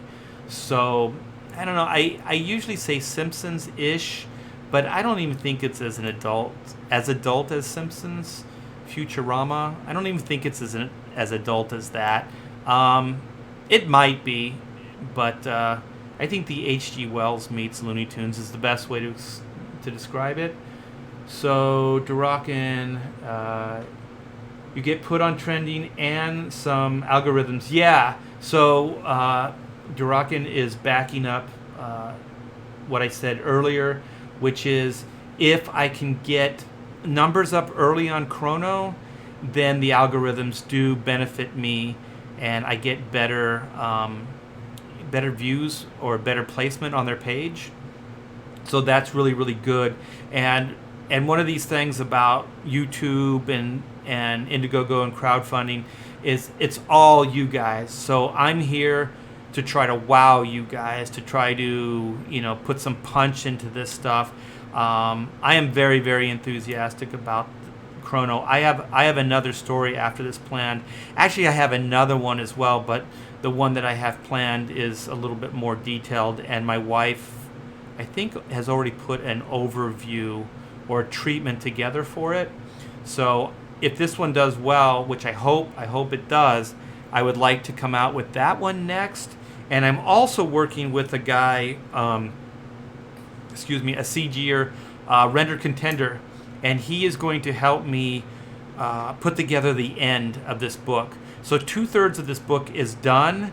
So with his help, we can get it done quicker, and I can get it into your hands faster. Because, I mean, black and white, one, it would have been done sooner if I didn't decide to redraw the whole book pretty much. So it was called remastering, and it was initially supposed to just be me cleaning up some pages with a few new pages added, but it really just became redoing the whole book because the creative process is not a linear one, and it just kept building and building and building to a better story, to a better book. I think it's amazing. I'm very, very proud of Black and White, which, by the way, you guys, it's going to go to print this week if the printer can give me all the information, and they said they're going to be able to do that later tonight, early tomorrow. So if all those numbers come in good, then I'll pick one of them, and then we'll ship it out, because the book itself is all ready to go.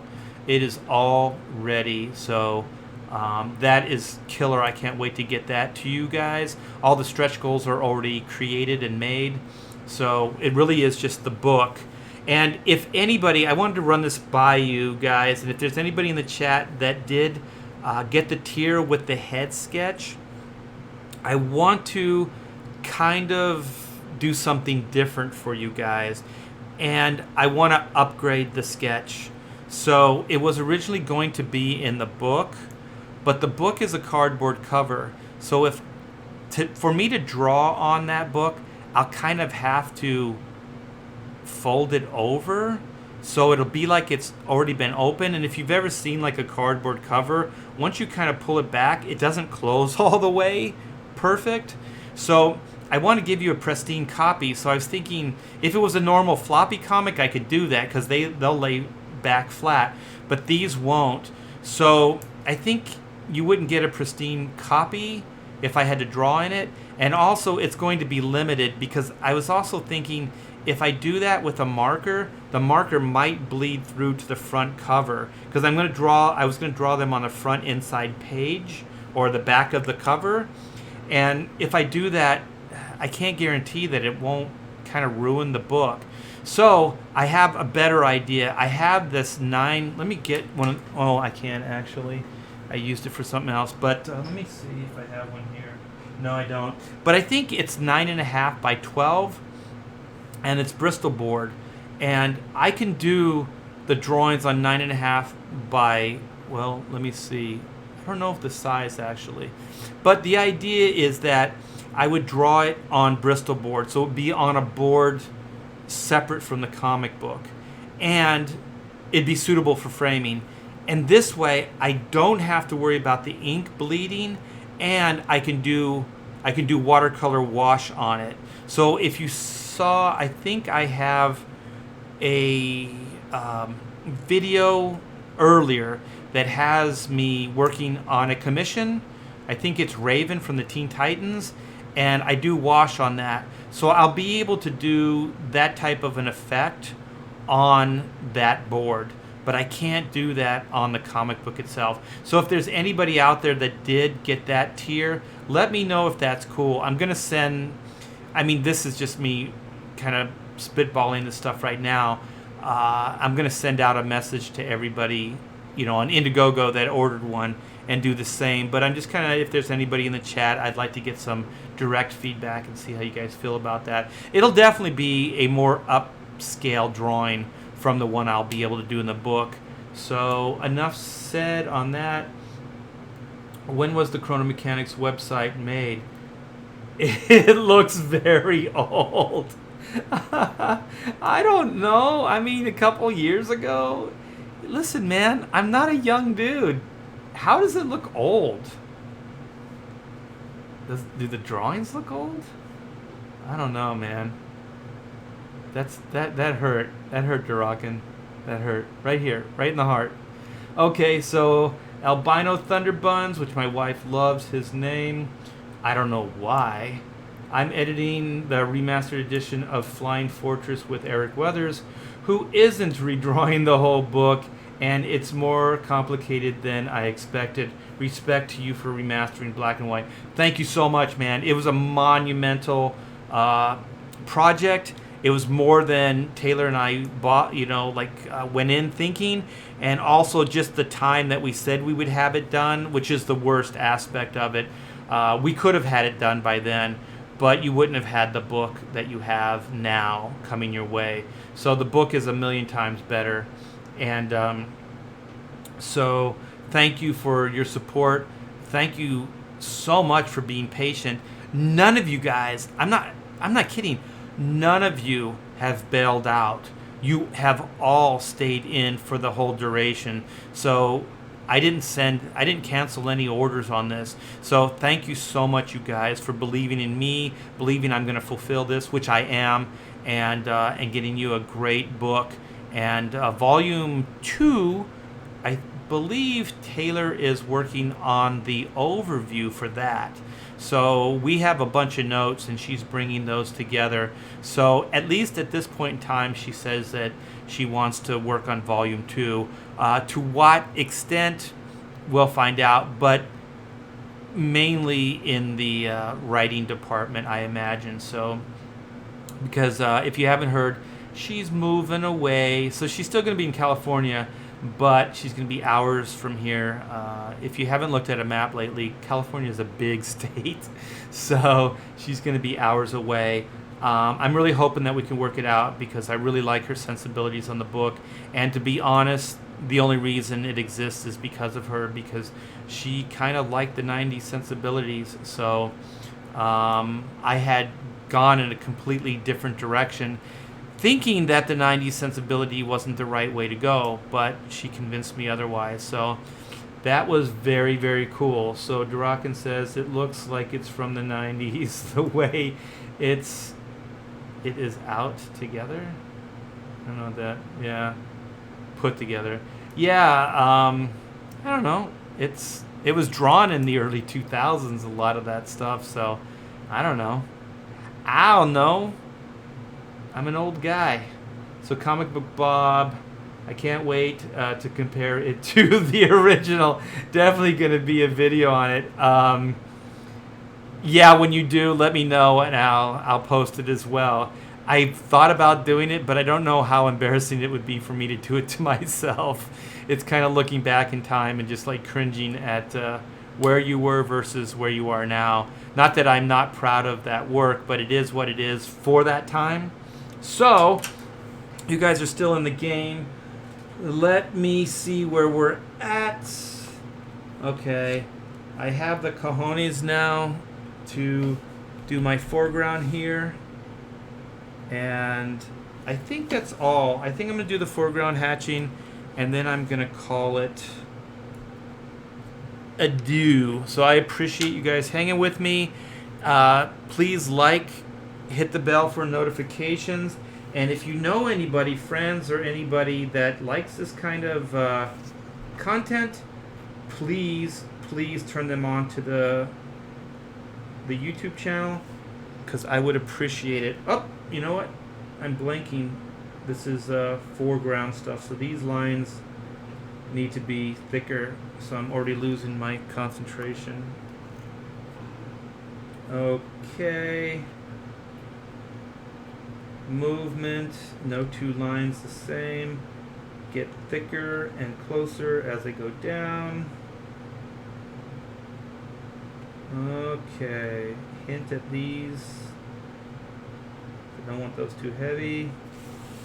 Alright, look at that. Okay, and so, yes, I am going to. I'm going to bring some cross-hatching but just a hint at it, because I don't want this to look too heavy. So here is my through lines.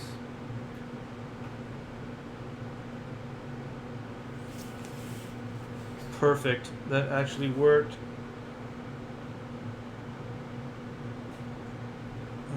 Okay. So there's that. So let me give you guys a better view. I'll move this around. Oh, you know what I'm gonna do? I just saw, sometimes I get inspiration. I'm gonna do this guy's hammer and the handle.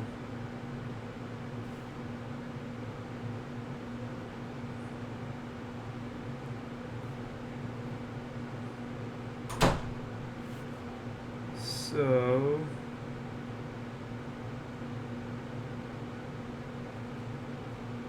here we go. Very organic. Couple lines going this way. So there's the simplified detail on the hammer's handle.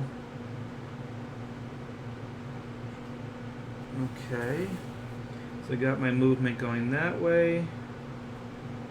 And this should give some depth and hint at a roundness for the hammer. So once again, the idea is light's coming in this way, so a little bit of a shadow on this part of the hammer there. And you know what? I'm going to do Boots hammer here as well. So they also have like these mallets that they carry as standard tools from CHRONO Incorporated. So yeah, let me clean off my nib here, put the lid on my ink, and then I'll give you guys a quick once over at the detail. There's the column. There's going to be some shadowing here as well, but I'll do that later. Figure work. You can see the mid-ground stuff. Durakan doesn't like the solid black Kirby crackle. I'll look into that. Mid-ground cogs, and then foreground rocks there. So this is the CHRONO Mechanics cover, you guys. So you got to see most of it being put together before your very eyes. So a lot of fun hanging with you.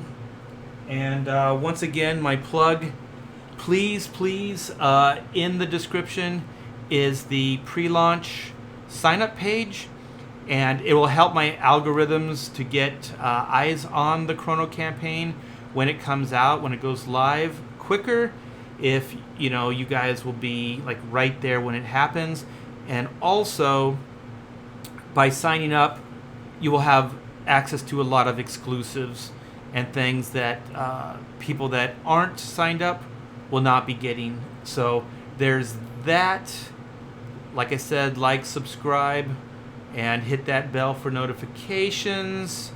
And I should give you a tentative release date for CHRONO. I wanted to get it done by the end of this month, but ending the black and white campaign and getting the CHRONO campaign going, it's everything takes a lot longer than it seems like it's going to, and so this definitely did. So it's probably going to come out sometime in September. I would say mid to late September, maybe earlier. It depends on how this goes. So I'm going to send this off to the colorer probably early tomorrow. So I should get that up. So when you guys go back to the CHRONO launch page, the pre-launch page, you should see this. So I'll post it around social media, but within the next day or two, you should be able to see the finished cover with color. Well, day or two. What am I talking about? Yeah, it depends on how long it takes to get colored. It depends. It really depends. So, I don't know. Maybe end of this week, early next week, for the cover to be completely done with color and everything, because I do not know the colorist's schedule, so I cannot talk with any kind of authority right now on it. But it shouldn't take longer than a week. So I'll let everybody know about that. Now I'll be streaming before then as well. For some reason I was thinking it could be done earlier, but there's no way. Center Guy reminds me of Murder Falcon. Murder Falcon. Who's Murder Falcon? So Doug kind of has, I think this is where I like Hanna-Barbera. He kind of has a Shaggy from Scooby-Doo. Like I think I was channeling, Shaggy there with a mullet. He's got a mullet, and he's a rocker. He's a rocker through and through, man. Van Halen, not Van Hagar. She's a beaut. Thank you, Albino. So we have Crackle, looks fine as black and white, but I think it's better color hold when colored. Sense its energy. Yeah. I mean, like I said, Narwhal's been pretty much knocking it out as we've been going. So most likely it will happen the way you want it to happen, Durakin. But like I said, I have to ink it up so the line art works for me. Just because I'd feel like I was letting the piece down, and it's easy enough for him to convert the black into a color. So just signed up. Thank you, Comic Book Bob. You are awesome. Light blue crackles with orange background would probably look really nice. I think I'm sensing a frustrated colorist in the chat. What do you guys think? All right, man. Well, thank you so much. I got all my plugs in. Thanks for the support. Thanks for hanging with me. And you guys have... Well, I should get over to where I need to be. Okay. Yes. You guys have a wonderful day. See you soon. Take care.